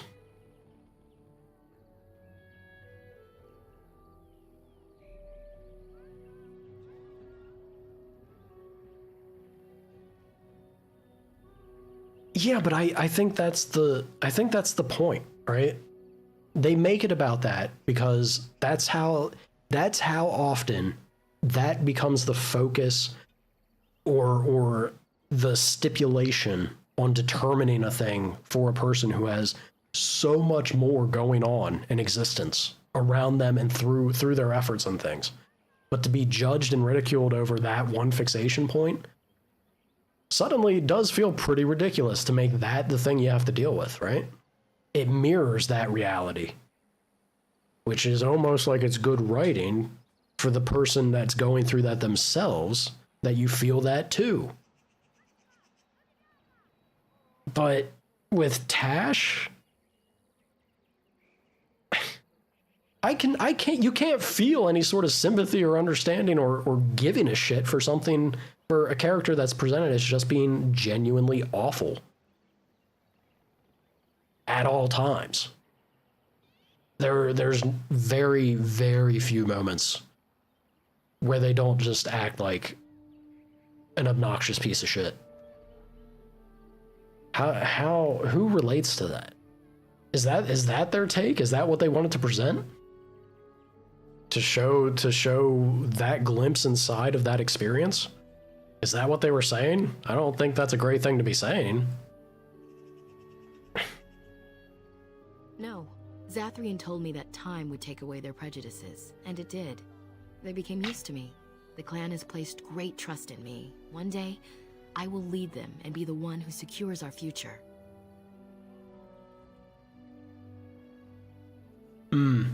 Yeah, I think, and that's kind of a fun way to do it. Having the companions constantly bounce off of each other and the dynamics to being one end or the other is certainly, because there's a degree of worrying about it as the player, right? That you might push somebody so far away that they ditch your party, which I think is fine. I think that's part of the fun of Dragon Age in general, or used to be. But moving that more over to the companion banter and getting a glimpse into what those dynamics might be, I think is a good touch.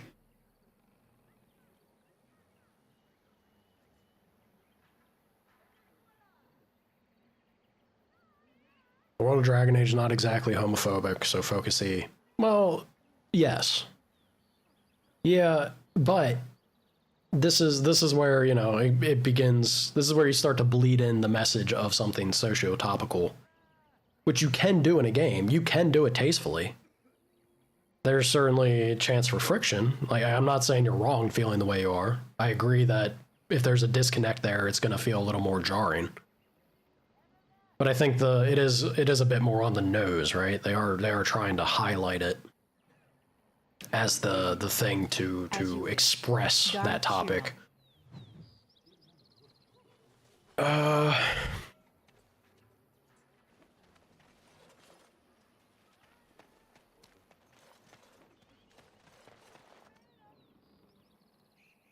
Definitely autistic coded.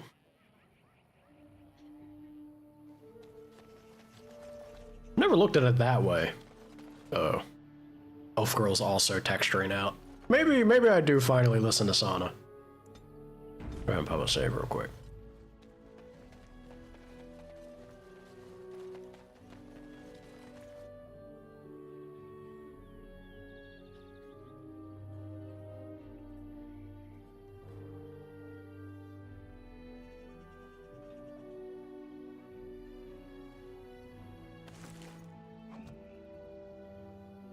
Sarah's a mixed bag of a character, interaction-wise, for sure.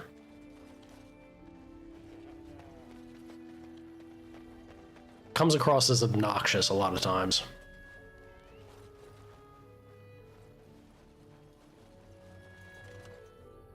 Velgard tries to be political, but not political.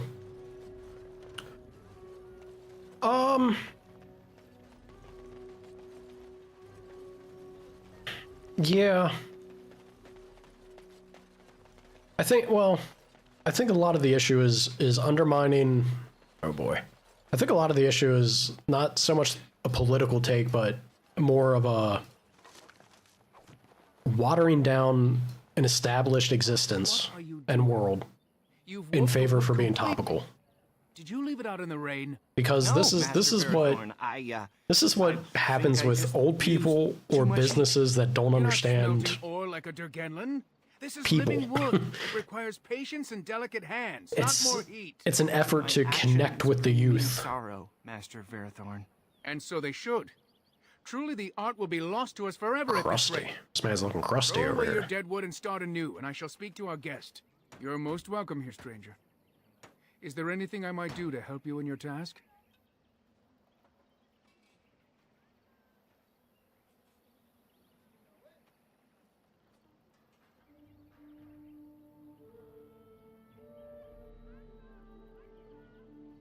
Soulless Romance was very well done. Getting dumped by him after refusing to let him take of the Valaslin tattoos was hilarious. Uh-huh.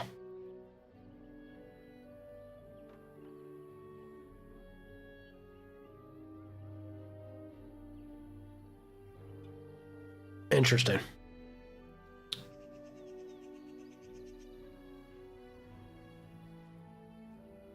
What a... 4 GB patch will fix all these issues? I'll have to have a look at it after the stream. I am no merchant, but let us trade. Perhaps there's something. This is the here first time which we've will be had of this value issue to pop you. up. Surprised it's only now. What do you got, sir? So how in the world did I get all that?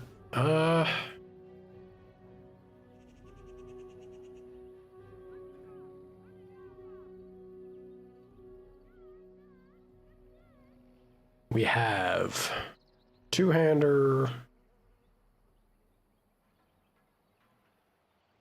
short bows I'm not big on.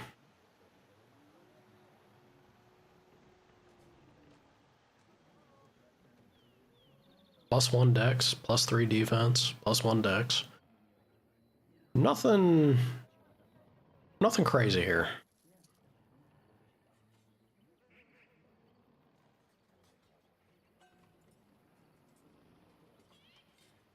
So I can buy the manual for shapeshifting.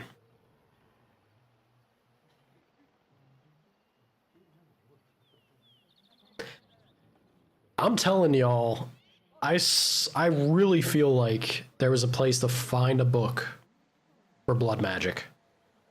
Like a manual. That wasn't Awakening. I could have swore. Now I feel exceptionally bad. Backpedaling on banging the demon. I should have stuck with banging the demon. Well. Different areas have different degrees of jank, texture-wise.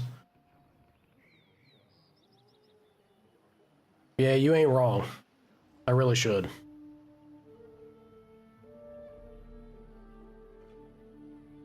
Bunch of gifts, some runes. Probably should have done this. I don't think I have items for it. Well, that's not true. I definitely do. That's fine. Well, it's fine. Once we get out and about, just gonna straight up buy some health.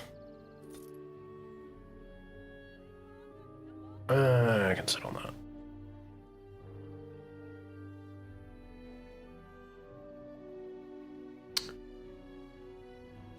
No book on blood magic and origins, only an awakening. That's what I've been told. I could have swore there was something in the deep roads. But once again, old man memory probably leading me astray. That's fine.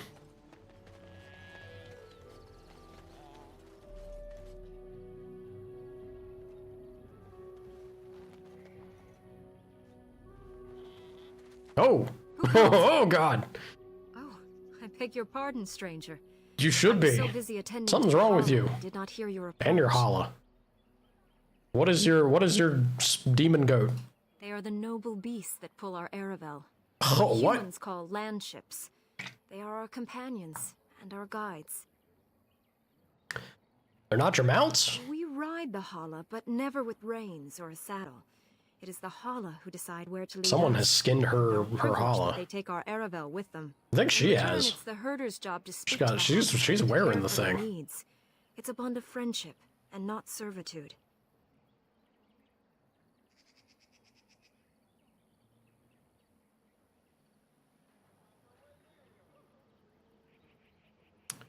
If you want the specialization but do not want to let the desired demon possess Connor, save before you confront the demon.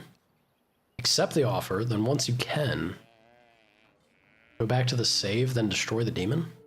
How does that keep the specialization for you?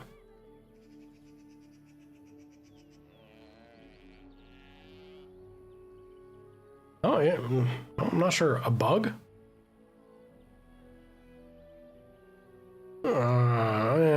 That sounds exploity. If you're gonna commit to banging the demon, commit to banging the demon. Howdy, Shawnee. So why'd you separate this? I could tell why she separated it from the others. I fear she may have been bitten during the werewolf attack. I have tried speaking with her, but she is too agitated for me to understand. The curse would not affect her as it would us, but it would still be lethal. And it may prove contagious to the other Hala as well. I can find no wound on her, but if she's truly I can see a ill, couple wounds. then I will have to put her out of her misery, for her sake as well as that of the others. Oh, maybe that's what I'm remembering. Specializations unlock across playthroughs. Interesting. Interesting. I don't know. Do you have any skills that I've might forgotten help us? so much, y'all. If you do, I would be grateful. Pretend to examine it. I ain't got survival. I wish I did. Sorry. You are very kind. Oh.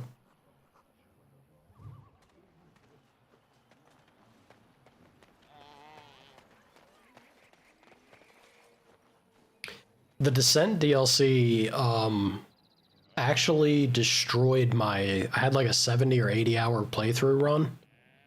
The Descent DLC borked my run because you get extremely high crafting recipes from that one. And I guess the game scales the enemies like raw stats based on your gear check. I was low level, but my gear score was so high that a single mage became unkillable. I basically soft-locked my run because the game was scaling the enemy's difficulty through the roof. And it stung. I could even dropping the difficulty, that everything was still, it was too late. Like the game had registered that everything was like massively broken, and I had to give up the run. I think that may have been where I stopped playing Inquisition. I have beaten it. It was one of my may have been like my 5th run or some shit. It is good to see you again. Have you need of something?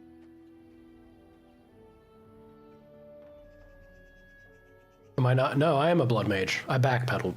I didn't bang the demon, and then I took the blood magic specialization. And lived with that afterwards.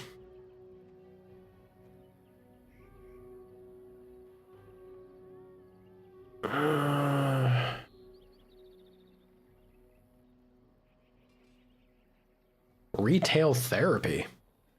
Uh-oh. What does that mean? Yeah, we manipulated time to rewind. I had to get blood. I can't be Blood Tusa and not be a blood mage, y'all. I gotta be. It's crazy to me because I could have swore I remembered finding a manual for it in the Deep Roads or some shit. But apparently I misremembered. I'm the clan's craftsmaster.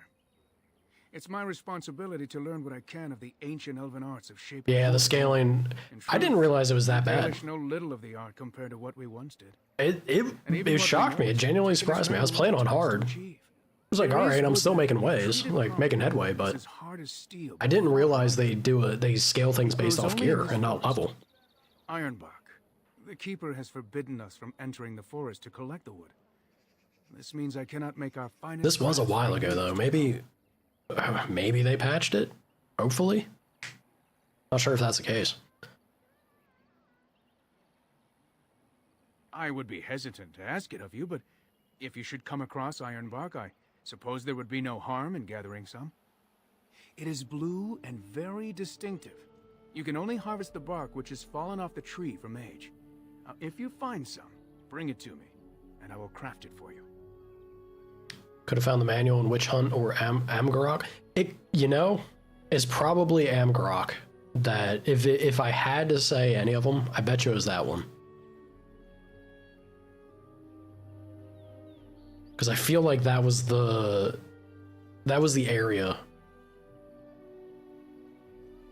Surely.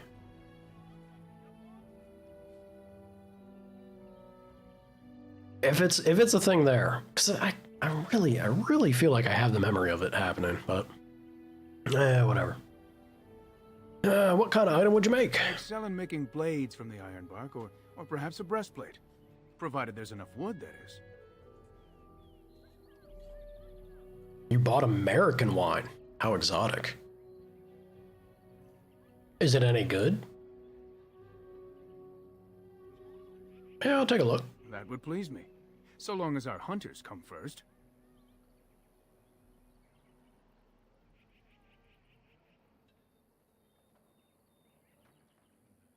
Yeah, look, you're probably hitting the nail on the head.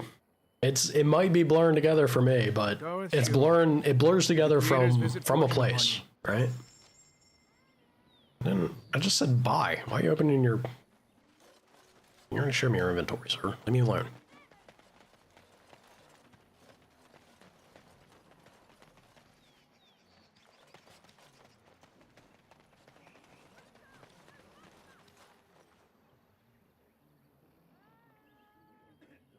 Shale should have been in Veilguard for the dwarven side of it.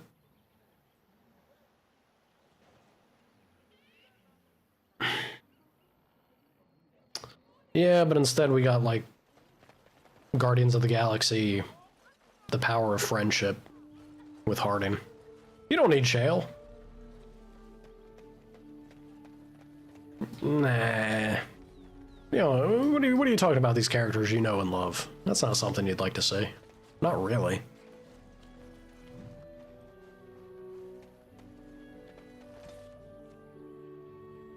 They say Gillenane was one of the people in the days before Arlathan and the chosen of Andrul the Huntress. She was very beautiful, with hair of snowy white and as graceful as a gazelle.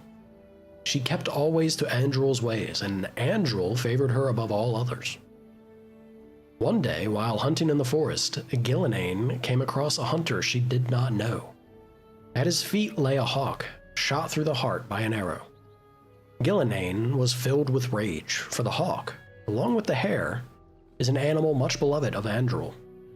Gillenane demanded that the hunter make an offering to Andrul in exchange for taking the life of one of her creatures. The hunter refused, and Gillenane called upon the goddess to curse him, so that he could never again hunt and kill a living creature. Gillenane's curse took hold, and the hunter found that he was unable to hunt. His prey would dart out of sight and his arrows would fly astray. His friends and family began to mock him for his impotence. Oh god. For what use is a hunter who cannot hunt? Roasted. Ashamed, the hunter swore he would find Gillenane and repay her for what she had done to him. He found Gillenane while she was out on a hunt with her sisters and lured her away from them with lies and false words. He told Gillenane that he had learned his lesson and begged her to come with him, so she could teach him to make a proper offering to Andrul. Moved by his plea, Gillenane followed the hunter, and when they were away from all of her sisters, the hunter turned on Gillenane. He blinded her first, and then bound her as one would bind a fresh kill from the hunt. But because he was cursed, the hunter could not kill her. Instead, he left her for dead in the forest. And Gillenane prayed to the gods for help. She prayed to Elgar'nan for vengeance, to Mother Mythal to protect her. But above all, she prayed to Andrul. Andrul sent her hairs to Gillenane, and they chewed through the ropes that bound her. But Gillenane was still wounded and blind, and could not find her way home. So Andrul turned her into a beautiful white deer, the first Hala, and Gillenane found her way back to her sisters, and led them to the hunter, who was brought to justice. And since that day, the Hala have guided the people. Oh, there we go. The Hala have guided the people, and have never led us astray. For they listen to the voice of Gillenane. Yappa yappa yappa.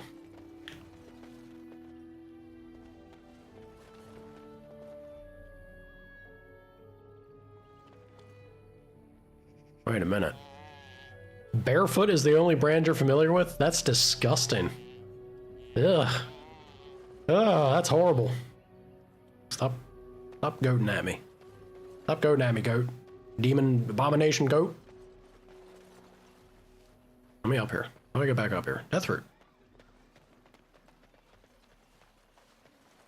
Let's get started.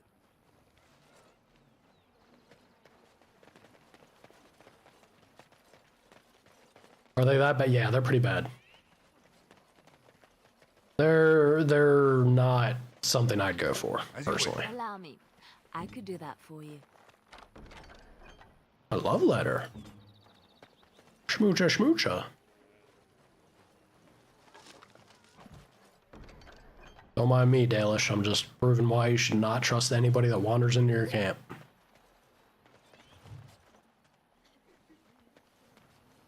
We know about this man and his pretty princess final stage. Elgar'nan, god of vengeance. Long ago, when time itself was young, the only things in existence were the sun and the land. The sun, curious about the land, bowed his head close to her body. And Elgar'nan was born in the place where they touched. Damn, no wonder he wasn't wanting to hold her hand before they were married. That's all it takes. The sun and the land loved Elgar'nan greatly, for he was beautiful and clever. As a gift to Elgar'nan, the land brought forth great birds and beasts of sky and forest, and all manner of wonderful green things.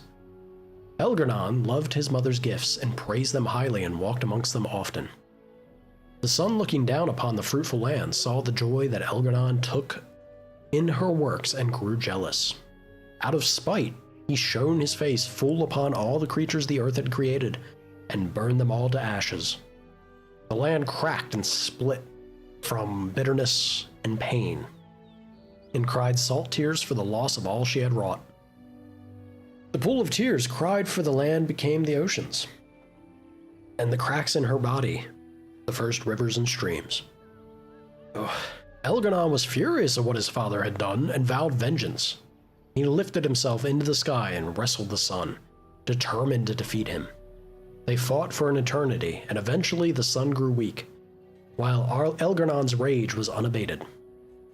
Eventually, Elgar'nan threw the sun down from the sky and buried him in a deep abyss created by the land's sorrow. With the sun gone, the world was covered in shadow, and all that remained in the sky were the reminders of Elgar'nan's battle with his father. Drops of the sun's lifeblood, which twinkled and shimmered in the darkness. Crazy.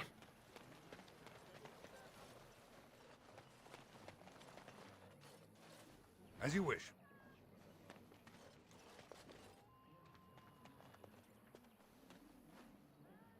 Let's see.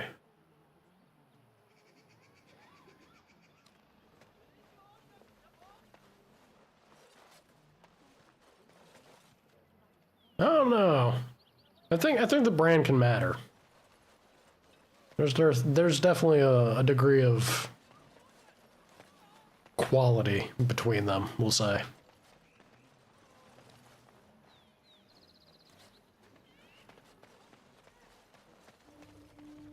Yes, you're not wrong there. The grape does matter. Is very. Oh, I forgot. Oh god, I forgot. I can just pull and extend my skill bar. It's coming back. It's coming back. Not truly the oldest of men yet. Look at this. Look at this perfect system. Forgot this was a thing. Oh boy. All right.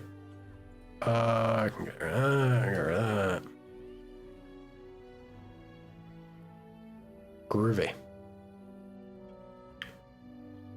All right. I'm gonna do this real quick, once again. Okay, I definitely need to do some digging, just in case.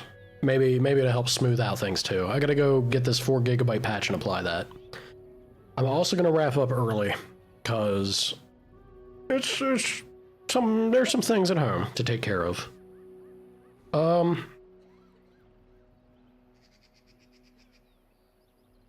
Cause I forgot. Doesn't also, or maybe I'm thinking of Dragon Age 2. Didn't they add like a plus sign to extend it? Or maybe that was Awakening. Been a hot minute. Can't remember. Might be Dragon Age 2. Maybe. Only have 1 save slot? Sure do. Yeah. So we're actually gonna wrap up a little early. I'm also maybe going to be shortening my streams and moving forward for a little bit. God, there's stuff I gotta try and juggle, y'all. Adulting's not the most forgiving thing. Trying to do this streaming nonsense. Things to take care of. Things to do. But we'll see. I might shave off an hour or so. Maybe start an hour earlier. We can work around a degree. Probably shave an hour off and start an hour earlier. We'll see. I had a lot of fun too. Thank you for popping in and chatting. It was a treat. Thank both you and Jade. Y'all been very, very fun to discuss Dragon Age with, because I do love this franchise. I do adore it. It's just, I think going through a vanilla run of the old games and rekindling that passion, because man, this was my jam growing up. And Veilguard has left me feeling some kind of way. Some kind of way. So we'll be having more Origins in the days to come. It'd be a mix. Hope y'all have a wonderful rest of your days, yeah? Reducing your volt time? Look, man, I don't feel good about it. I would love... Sana, you gotta be my PR, dude. Bring in things to help alleviate the stress of I gotta also adult and take care of things. Maybe if I could buy food occasionally, you know, then we could have more time. Maybe. Oh, that's kind of you guys. Lots of love to the YouTube folk. You guys, you know, you want to talk about Twitch is fun. I often get a lot of very pleasant and positive experience out of the YouTube crowd. Y'all rock. You won't be around for 10 days? Yeah, you enjoying that cruise, Chief. Have yourself a good old time, yeah? Once again, watch out for the sirens. Don't get got. I got let's get that out of there.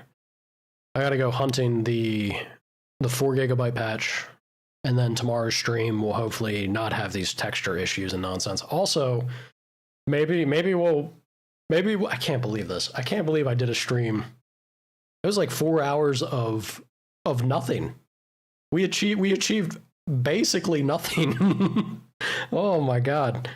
I apologize for nothing. We had fun chatting with the YouTube crowd, so yeah. Yeah, right. One's lore dump, the other's wine bar. Accurate.